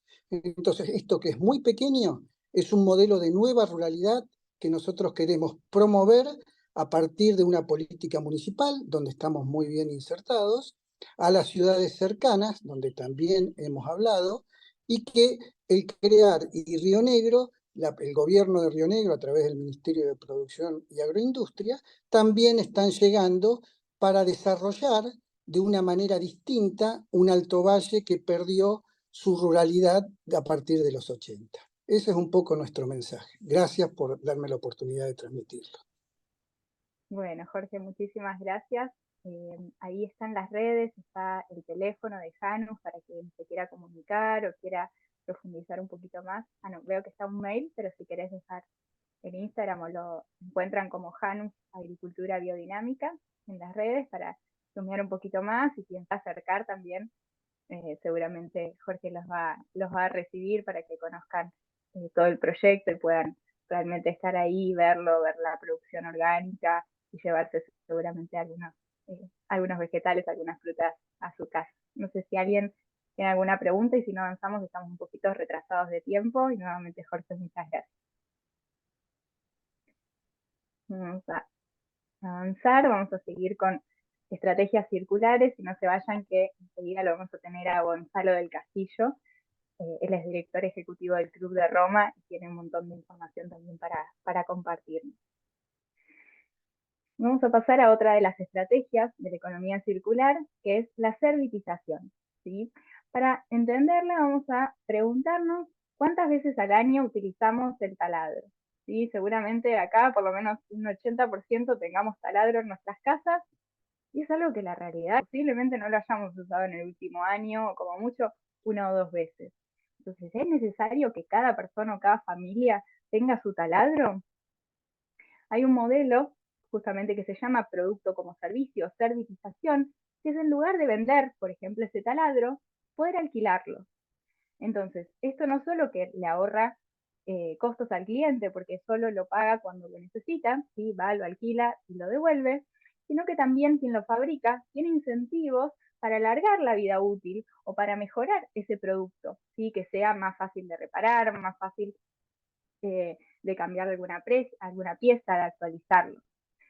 Y esto se puede aplicar a camiones, edificios, impresoras, ¿sí? Las empresas están utilizando mucho esto de la impresora como servicio, ¿sí? Se alquila una impresora, entonces viene el fabricante, te la arregla, te la repara, se realiza el mantenimiento preventivo, entonces evitamos que llegue a romperse. Y puede ser una buena estrategia para que incorporemos nosotros también. Lo mismo, por ejemplo, los vestidos de novia o los vestidos de fiesta. ¿Cuántas veces se utilizan? De novia, supongo que uno solo, porque aunque uno se vuelva a casar, creo que no va a usar el mismo vestido. Entonces, ¿por qué no ofrecer? Si nosotras fabricamos vestidos, ¿por qué no ofrecer alquilarlos? Hay una empresa uruguaya que lleva adelante esta estrategia. Ellos lo que fabrican son juegos y juguetes para niños, los hacen de productos naturales, pero además te ofrecen esta opción, ¿sí? Alquilar los juguetes.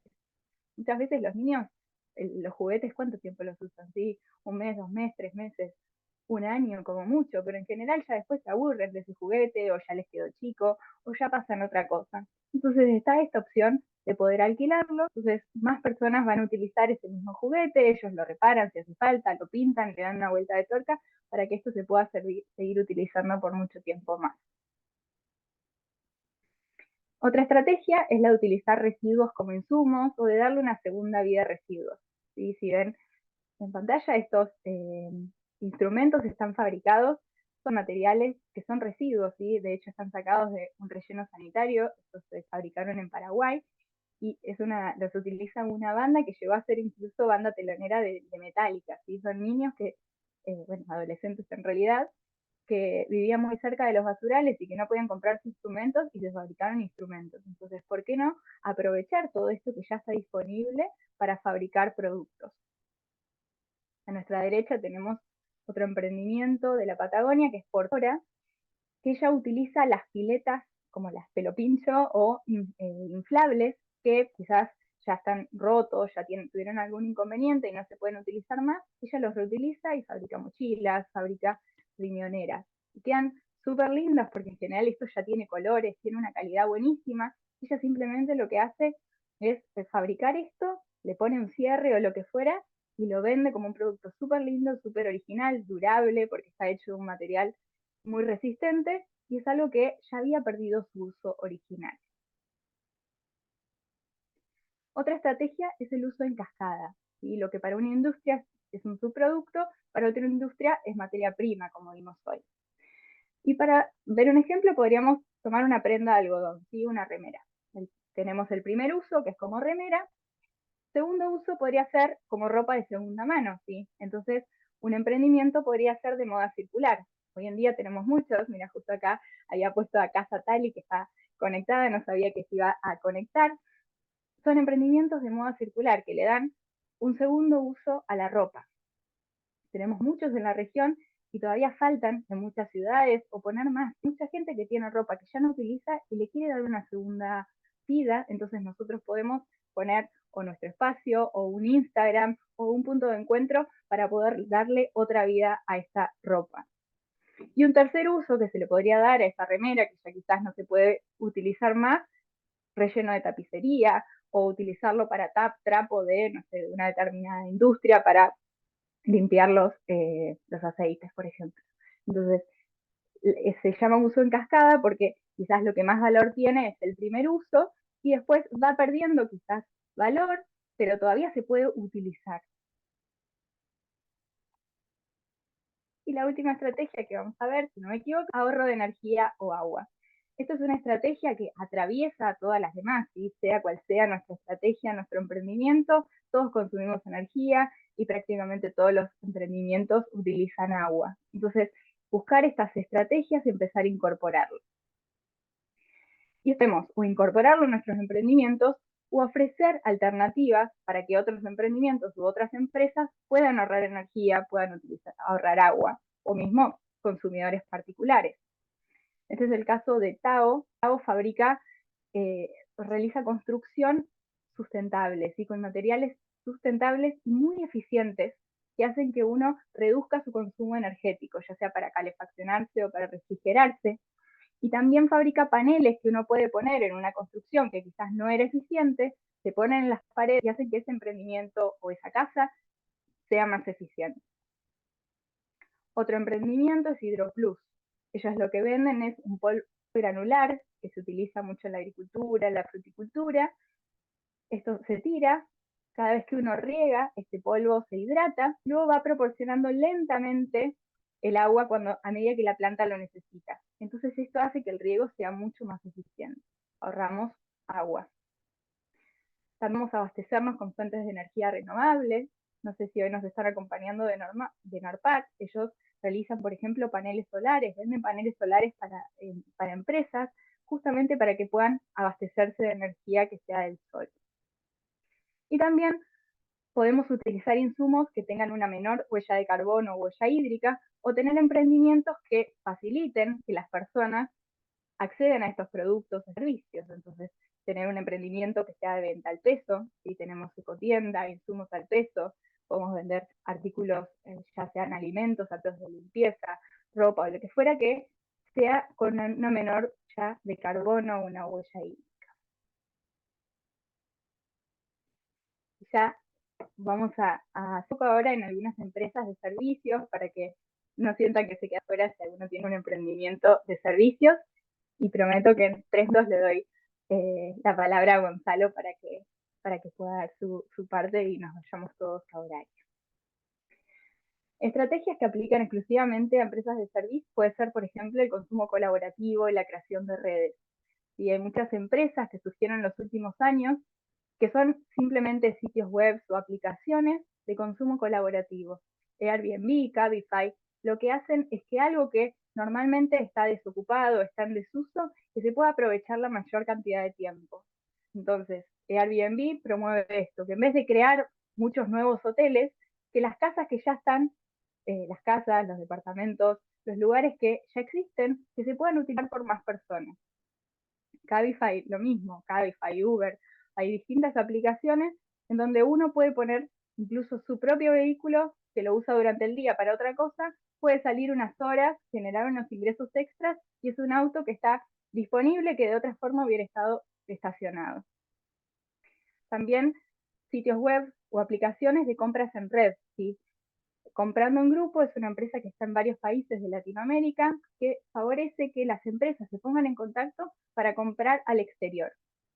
Y esto hace que las compras sean más eficientes, que uno no necesariamente tenga que comprar una cantidad que no quiere simplemente porque es el mínimo que te venden. Capaz yo quiero comprar 100 de un determinado producto y el mínimo es 1000. Yo digo, ¿qué hago con 1000? Bueno, me agrupo con otras empresas, compramos las 1000, a mí no me sobra ninguna, nos ponemos de acuerdo y hacemos más eficiente toda la logística. Por otro lado, tenemos la recuperación de recursos, y acá podemos hablar del turismo regenerativo. El turismo es una de las industrias más contaminantes también, pero está surgiendo afortunadamente el turismo regenerativo, ¿sí? Que nos vincula de otra forma con los ecosistemas, regeneramos los ecosistemas. Y un ejemplo es la empresa Las Balsas, que está en Villa Langostura, es un emprendimiento turístico. Los invito también a que miren un poquito cómo es su modelo de negocio, porque justamente tiene que ver con invitar al turista a reconciliarse con su entorno. Otra estrategia vinculada a la logística podría ser utilizar, quizás tenemos una camionetita, un camión que estamos realizando servicios de logística, pero en general vuelve vacío de ese lugar. Bueno, ver qué otro uso le podemos dar. Esto se denomina logística inversa, ¿sí? Nosotros tenemos un recorrido que vuelve vacío, ¿qué podemos cargar? ¿Qué podemos transportar para que no exista ese recorrido vacío? Y podemos transportar, por ejemplo, residuos, ¿sí? A las empresas, a las cooperativas y a las empresas de reciclaje se les hace muy caro el transporte de los residuos, ¿sí? Porque es muy caro en relación a lo que luego el valor que tienen esos residuos en sí. Entonces, si nosotros podemos aprovechar un viaje que de otra forma hubiera sido vacío, podemos quizás generar un ingreso extra y estamos contribuyendo a que esa cooperativa o esa empresa recicladora siga funcionando. Y el último ejemplo es Grupo Mitre. Grupo Mitre es una empresa que presta un servicio que es la demolición de obras y demolición de edificios. Y ellos se certificaron como empresa B, tomaron muchísimos puntos en cuanto a lo ambiental, porque lo que ellos hacen es que cuando van a demoler, por ejemplo, un edificio, una obra, ellos alargan la vida útil de los productos que de otra forma hubieran terminado en un relleno o en un basural. Entonces se toman el trabajo de separar cada uno de los materiales y de darles el mejor destino posible. Entonces están disminuyendo la contaminación, pero también contribuyen a que se utilicen menos materiales nuevos en la construcción. Y también podemos trabajar en educación, concientización y soporte. ¿Sí? Hay empresas de servicios como Emprendia, Impactando, Keidos, que apoyan el trabajo de empresas de triple impacto. ¿Sí? Podemos educar, hoy en día todos tenemos redes sociales, entonces a través de nuestras redes sociales, sea cual sea nuestro emprendimiento, podemos difundir buenas prácticas, podemos apoyar los ODS, fomentar el triple impacto y apoyar también leyes y causas que priorizan el cuidado del medio ambiente. Y ahora sí, los voy a dejar con Gonzalo del Castillo. Gonzalo es director ejecutivo del Club de Roma y del Centro de Sustentabilidad para Gobiernos Locales. Es codirector del Laboratorio de Economía Circular de la Universidad de Rafaela y de la Diplomatura en Desarrollo Ecosistémico de la misma universidad. Así que bienvenido, Gonzalo. Espero haberte presentado bien. Y bueno, tenés este tiempo, como mucho hasta las 8:30, para que nos des tu aporte. La verdad es que para mí es un placer que estés acá. Les cuento también que Gonzalo ha dado una charla TEDx, que les recomiendo que la busquen después y la vean si tienen tiempo porque es súper interesante. Bienvenido, Gonzalo. ¿Me escuchas bien, Giselle? ¿Todos me escuchan correctamente? Sí, un poquito bajo, Giselle, pero se escucha. ¿Ahí mejor? ¿Sí? Sí. Voy a tener entonces el audio acá. Bueno, es un placer enorme poder estar participando. Giselle, muchísimas gracias por la invitación. Y la verdad que por suerte me pude sumar, aunque un poquito tarde, y estuve viendo toda la presentación y me parece súper completa. Así que has abordado todos los temas y realmente vuélvanla a ver y aprovechen si después se comparte material, porque está muy bien resumido y sistematizado todo lo que aporta la economía circular. Así que me va a costar, Giselle, tratar de aportar algo de valor sobre lo que ya dijiste. Aún así voy a tratar mientras escucho escuchaba, por eso no tenía la cámara prendida, pero iba tocando la presentación para compartir alguna que otra idea. Y voy a aprovechar para compartir dos ideas muy veloces, una vinculada a mí me gusta decir como simplificación del proceso de la economía circular. ¿Me dicen si se ve la presentación? Voy a poner aquí compartir pantalla. ¿Se ve bien? Ahí está, a ver, se ve toda la pantalla como el modo de presentador. Y no sé qué hice. Bueno, pero si se ve. Arriba, no, arriba si vas en configuración de visualización, ahí le puedes poner duplicar pantalla y se va a ver. Espera, aquí arriba toco. Sí. Aquí. A ver. ¿Y qué hago? ¿Tenés la opción duplicar pantalla? No. No. Bueno, pero no pasa nada. Se llega a ver, Se ve. la. Sí. ¿Sí? Bueno, no hay problema. Entonces, Solo se leen tus notas. Si llega a haber alguna nota, se va a leer. Pero no, creo que no hay ninguna nota. Creo que no hay ninguna listo, nota. perfecto. Espero que no haya ninguna nota. Así que, bueno, les cuento. Yo hace bastantes años ya que vengo trabajando en la economía circular, y más que la economía circular, a mí me gusta decir el concepto del desarrollo ecosistémico y el desarrollo regenerativo.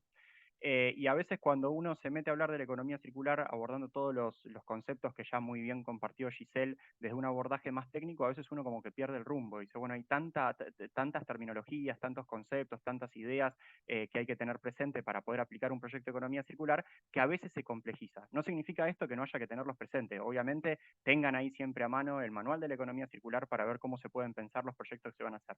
Pero a mí me gusta decir que hay una forma muchísimo más sencilla de entender cómo podemos aplicar la economía circular y cómo podemos problematizar las causas que hicieron que en algún momento dejáramos de funcionar de un modo circular. Y eso, a mi juicio, y por eso siempre uso esta imagen como para representarlo, tiene que ver con un proceso que es muy propio de nuestra cosmovisión actual y muy propio de nuestra cultura occidental, que ha tenido un derrotero particular durante los últimos 60 o 70 años. Y ese derrotero tiene que ver con un proceso que muchos autores han marcado, es de escisión de la naturaleza. Hay varios autores que hablan de esto, pero básicamente lo que plantean es que en algún momento dado, a partir, digamos, de un proceso de racionalización muy fuerte que ha tenido sobre todo el pensamiento occidental, hemos hecho un corte muy profundo en la unidad del cosmos, dice Ernesto Sábato, autor del Túnel y otros grandes hitos literarios, digamos. Lo que quiere decir con eso es que el ser humano en algún momento pensó que podía pensarse, valga la redundancia, escindido de la naturaleza. O sea, que nos podíamos separar de la naturaleza. Y en ese proceso de hacer esa separación conceptual del ser humano y la naturaleza, hizo, entre otras cosas, algunas cosas positivas, pero algunas otras muy negativas. Y esas muy negativas están asociadas fundamentalmente a un hecho de base, que es que al pensarnos separados de la naturaleza, empezamos a dejar de funcionar como funciona la naturaleza. Y en ese proceso de dejar de funcionar como funciona la naturaleza, devenimos en muchos de los problemas que estamos enfrentando hoy, que fueron presentados en la primera etapa, vinculados fundamentalmente al cambio climático. Pero no solamente al tema del cambio climático, sino también al tema de la pérdida de biodiversidad, también al tema de la contaminación, también al tema de la inequidad y muchos otros temas que nos cruzan transversalmente y que nos generan un escenario actual de policrisis. Ya no podemos hablar de la crisis climática como si fuera el único desafío que tenemos. Desafortunadamente, hoy tenemos una infinidad de crisis diversas, muchas de esas asociadas a un problema que está poniendo en jaque la sostenibilidad del sistema en su conjunto, fundamentalmente de la parte del sistema que genera la vida. Entonces, ¿cuál es el problema de esta decisión, de esta separación de la naturaleza? Que dejamos de funcionar como naturaleza. ¿Y qué viene a plantear la economía circular con todos los principios y conceptos que nos compartía Giselle? Que básicamente tenemos que volver a funcionar como funciona la naturaleza. Entonces, en lugar de pensar en todos los términos y conceptos, que vuelvo, tengan los presentes que nos plantea la economía circular, tratemos de ver a la hora de pensar o diseñar cualquier tipo de proyecto o emprendimiento en el que nos embarquemos, si la naturaleza lo aplicaría o lo replicaría o lo impulsaría de un modo similar. Y para hacer eso hay algunos principios rectores que a mí me gusta mucho poner arriba de la mesa cuando hablo de economía circular, que están asociados a lo que también mencionaba Giselle, que es el concepto de la biomímesis. Ahí pueden surfear en la idea de biomímesis, van a encontrar un montón de información distinta, pero hay un libro de referencia que se llama justamente Biomímesis, que lo escribió una autora americana que se llama Janine Benyus, que logra sistematizar muy bien esos principios rectores que funcionan en la naturaleza, que son los mismos principios rectores que estudia cualquier biólogo, que estudia cualquier ecólogo, pero que, aunque parezca sonso y mentira, nuestra sociedad fundamentalmente contemporánea y fundamentalmente urbana, por eso también lo escuchaba muy bien al caso de Janus y la experiencia de volver a una producción agroecológica vinculada con el entorno territorial local, digamos. Bueno, la cuestión es que hemos nosotros recurrentemente roto varios de esos principios. ¿Cuáles son esos principios? Por ejemplo, el principio de la no generación de residuos, que mencionaba Giselle. Por ejemplo, el principio Perdón, de... Gonzalo, te voy a interrumpir un segundito. Sí, Estamos cómo no. viendo la primera imagen todavía. No sé si vos ya avanzaste. Sí, está bien. No, no avancé, pero voy pasando. Me Ah, quedé con listo, eso. perfecto, perfecto. Cierro No, no, y no, después perfecto. Pensé voy que pasando. Bien. Bueno, esos principios rectores de la naturaleza, como por ejemplo el principio de la no generación de residuos, el principio de la promoción de la diversidad, el principio de la promoción de la colaboración, el principio del funcionamiento simbiótico en el cual se interconectan todos los factores en la naturaleza, nuestra civilización actual los ha dejado de poner en práctica. Y la economía circular dice, veamos si podemos ponerlo en práctica. Cuando lo hacemos desde el ciclo biológico que mencionaba Giselle es bastante más claro, pero cuando lo tratamos de aplicar en el ciclo técnico, a veces se complejiza un poco más, pero como bien mostró Giselle, hay muchísimos ejemplos concretos para hacerlo.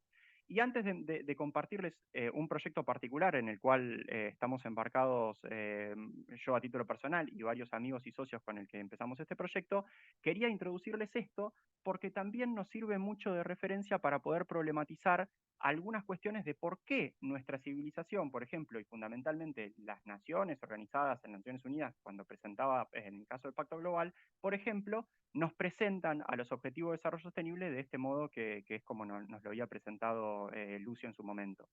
Entonces, fíjense, en este proceso de separarnos de la naturaleza y de dejar de funcionar como la naturaleza, hemos cometido algunos errores, entiendo yo, conceptuales muy de fondo que nos impiden solucionar los problemas de fondo que tenemos en la actualidad.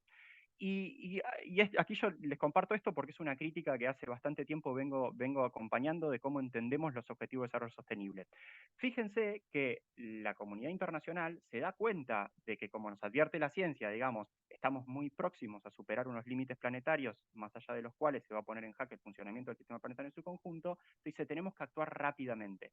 Y para actuar rápidamente, por ejemplo, plantean los objetivos de desarrollo sostenible.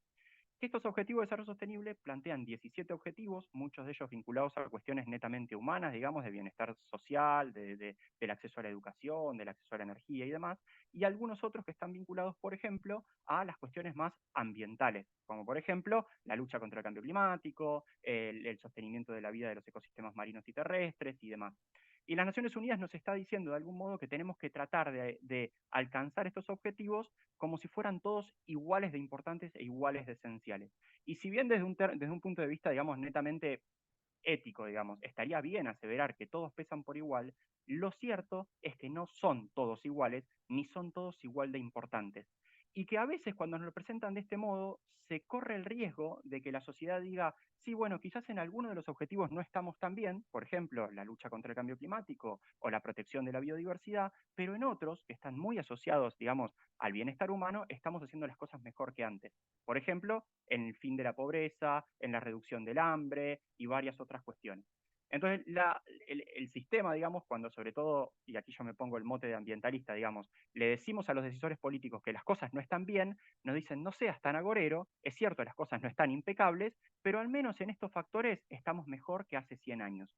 Efectivamente, estamos mejor cuando pensamos en el acceso al agua segura, cuando pensamos en el acceso a la energía, cuando pensamos, vuelvo a insistir en el tema de la reducción de la pobreza. Nunca antes en la historia de la humanidad, durante los últimos 50 años, hemos logrado mejorar, como en estos últimos 20, estos indicadores. Ahora, cuando nos ponemos a ver los indicadores ambientales, ahí las cuestiones son terriblemente malas. Ni hablar con el objetivo particular de la reducción de las emisiones de dióxido de carbono y el aumento de la temperatura, que este mes de septiembre pasado hemos superado el aumento de 1,5 grados centígrados. Pero vuelvo, el sistema nos dice, tan mal no estamos, porque en lo netamente humano las cosas van mejor. ¿Y cuál es el problema de fondo, o a mí me gusta decir racional de esto? Bueno, que en realidad los seres humanos pareciera que no nos diéramos cuenta de que hay algunos objetivos de los 17 objetivos de desarrollo sostenibles que son más importantes que otros, básicamente porque estos objetivos más importantes son condición de posibilidad de los otros. Y aquí, como lo presenta el Instituto de Resiliencia de Estocolmo, fíjense cómo creo yo, también en coincidencia con el Instituto de Estocolmo, deberíamos pensar los objetivos de desarrollo sostenible. En la base de los objetivos tienen que estar aquellos objetivos que están vinculados a la salvaguarda de la biosfera en un sentido amplio. Es decir, los objetivos vinculados a la lucha contra el cambio climático, es decir, la acción climática, los objetivos vinculados a la salvaguarda de la vida en los mares, al funcionamiento equilibrado de los ecosistemas. Es decir, los objetivos que en última instancia y en primera instancia estamos haciendo digamos, un rol tremendamente mal, porque estamos en franca oposición a esto. Y el problema de fondo, y por eso a mí me gusta trastocar esto, es que incluso en la misma idea del desarrollo sostenible, que nos pone, digamos, en igual peso el desarrollo ambiental, el económico y el social, ahí no terminamos de entender que en realidad el desarrollo económico y el desarrollo social no puede funcionar independientemente del ambiental. Es decir, el ambiental sí puede andar perfectamente bien por cuenta propia, los otros dos no. Entonces, si nosotros no ponemos toda nuestra prioridad, toda nuestra urgencia en trabajar en estos 4 objetivos principales, estos objetivos, aunque en el corto o mediano plazo nos den relativamente bien, nos van a empezar a dar, como ya empezaron a dar en este último año, algunos de ellos fundamentalmente el vinculado a la reducción del hambruna en el mundo, terriblemente mal. ¿Por qué? Porque si no tenemos un funcionamiento ecosistémico armónico, la sociedad y la economía, va a empezar a desmoronarse. Y esto es ni más ni menos lo que nos está diciendo la ciencia.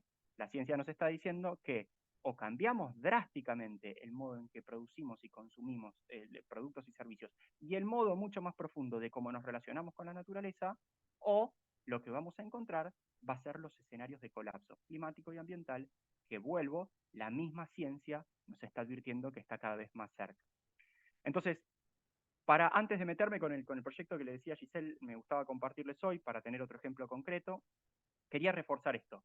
Cuando pensemos en cómo aplicar la economía circular, pensemos en cómo podemos aprender de la principal maestra que tenemos, que ha tenido 4.000 millones de años, creo que Giselle también lo mencionaba, de ensayo y error. Y esa maestra absoluta es la naturaleza. Y lo más interesante de todo es que nosotros, que es un problema, digamos, de corte muy filosófico que tenemos que abordar, que nosotros, querramos o no, digo nosotros, sociedades humanas, somos parte indisociable de esa naturaleza. Pero conceptualmente hemos tendido a pensar que nos podíamos escindir, que nos podíamos separar de la naturaleza. Si rompemos esa anteojera que nos separa de la naturaleza y empezamos a entendernos como naturaleza y empezamos a funcionar como naturaleza, vamos a empezar a generar como resultado de nuestras, digamos, acciones cotidianas los mismos resultados que genera la naturaleza. Que por antonomasia el principal resultado que genera la naturaleza es la diversificación del valor a través de la vida. La naturaleza, como indicador de éxito, me gusta decir a mí, tiene principalmente la diversificación de la vida. Fíjense en ese dato, porque entonces ahí nos obligaría de algún modo a ver si nosotros podemos cambiar nuestro indicador de éxito actual, que imagino muchos de ustedes deben saber que generalmente está vinculado a cuestiones netamente económicas. Si bien se está empezando a discutir el Producto Bruto Interno como indicador esencial para medir el desarrollo, lo cierto es que todavía hoy, a nivel mundial, se sigue tomando como indicador de referencia para pensar si estamos haciendo las cosas relativamente bien o relativamente mal. Bueno, ese indicador está completamente disociado de el indicador que me gusta decir a mí utiliza la naturaleza, que es ver si el funcionamiento de nuestra sociedad diversifica la vida y el valor. Todo lo contrario. Hoy, si nosotros utilizáramos el indicador de la naturaleza para ver si estamos haciendo las cosas bien o mal, nos daríamos cuenta que la estamos haciendo terriblemente mal. ¿Saben por qué? Bueno, porque la ciencia también nos dice que estamos atravesando la 6ª extinción masiva en el planeta Tierra. Después del asteroide que eliminó a los dinosaurios completamente de la faz de la Tierra, la siguiente extinción masiva la estamos produciendo nosotros, seres humanos, extinguiendo más de 1 millón de especies del planeta. Entonces, este es el problema de fondo que también la economía circular viene a poner arriba de la mesa. Por eso dice la economía circular que si nosotros logramos emular el funcionamiento de la naturaleza, vamos a poder ser, digamos, actores que cumplan con el principal objetivo de la economía circular, que no es simplemente hacer más eficiente nuestros sistemas, sino también empezar a actuar regenerativamente. La economía circular, desde su concepto, se plantea como restaurativa y regenerativa, porque entiende que si no promovemos la regeneración de los ecosistemas, las sociedades humanas tienen el tiempo contado. No solamente porque nos vamos a quedar y ya estamos, digamos, con escasez de recursos. Ya sabemos que, digamos, llegamos al peak oil de hidrocarburos, que llegamos al peak oil de muchos de los metales esenciales para nuestros celulares y computadoras y demás. Pero más allá de eso, si el sistema, digamos, el ecosistema no nos ayuda en la reproducción del agua dulce y pura para consumir, en el aire que respiramos, en el suelo que nos permite a través de los nutrientes producir alimentos, nada de lo otro va a funcionar.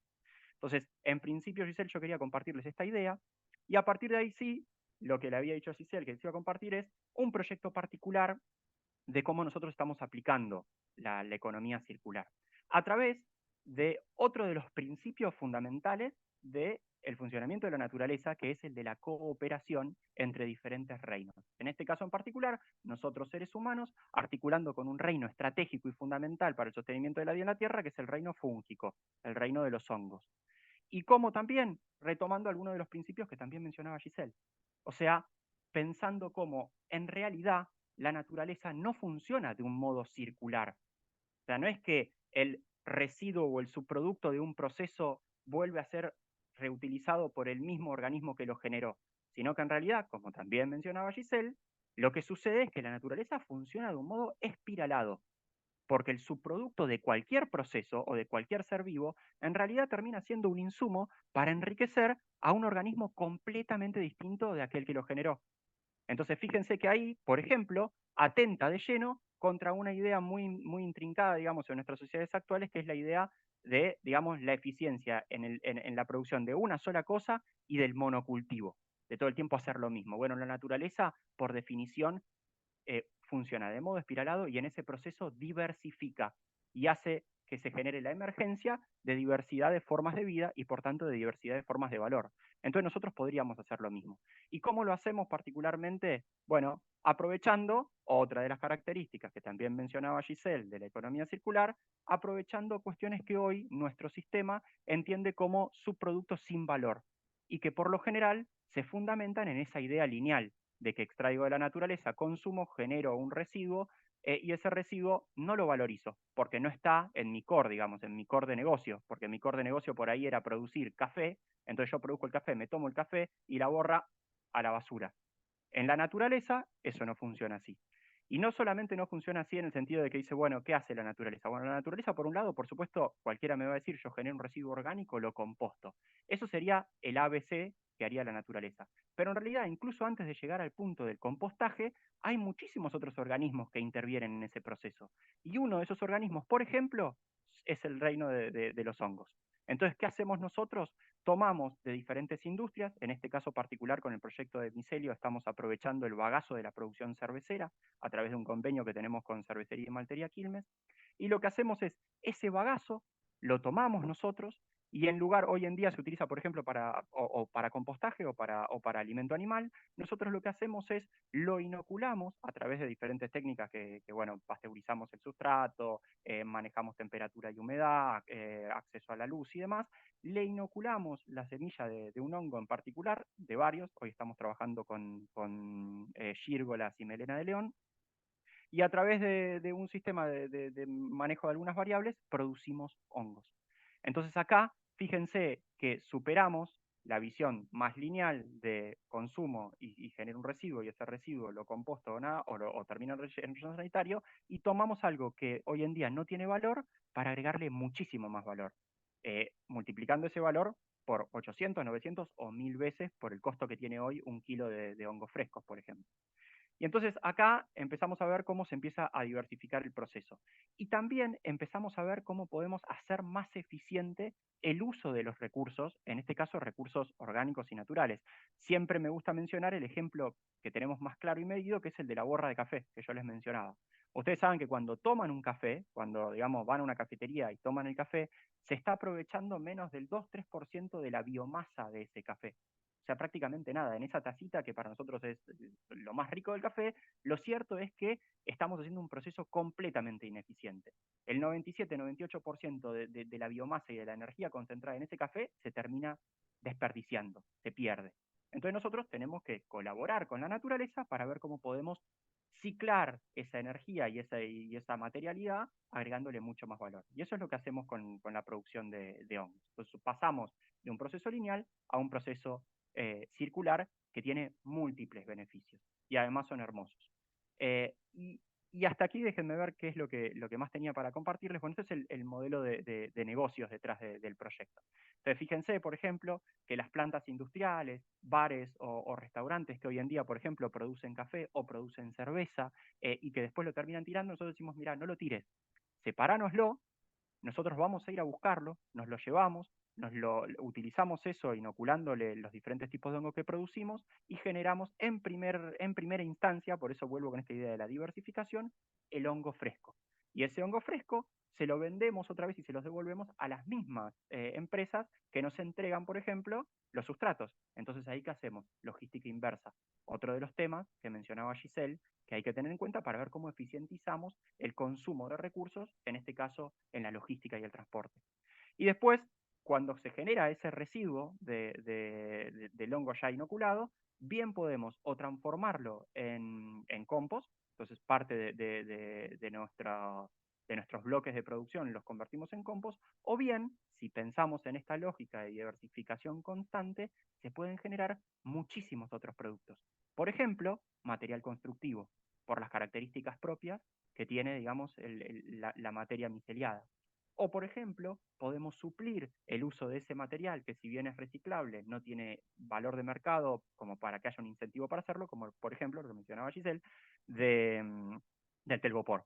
Entonces suplimos eso con un material completamente biodegradable que ni siquiera necesita materia virgen para ser producido, sino que fíjense que termina siendo el residuo de un proceso al cual ya le agregaste muchísimo más valor agregado.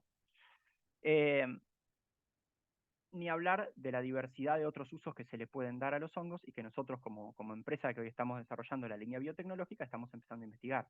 Desde control biológico, que esto es algo que ya funciona en la naturaleza, continuamente los hongos se encargan de hacer este proceso de regulación de los ecosistemas a partir de manejar, controlar biológicamente diferentes insectos, por ejemplo, o plagas, o también degradar materia orgánica que sin los hongos estaríamos tapados hasta aquí de materia orgánica sin convertirse en nutrientes.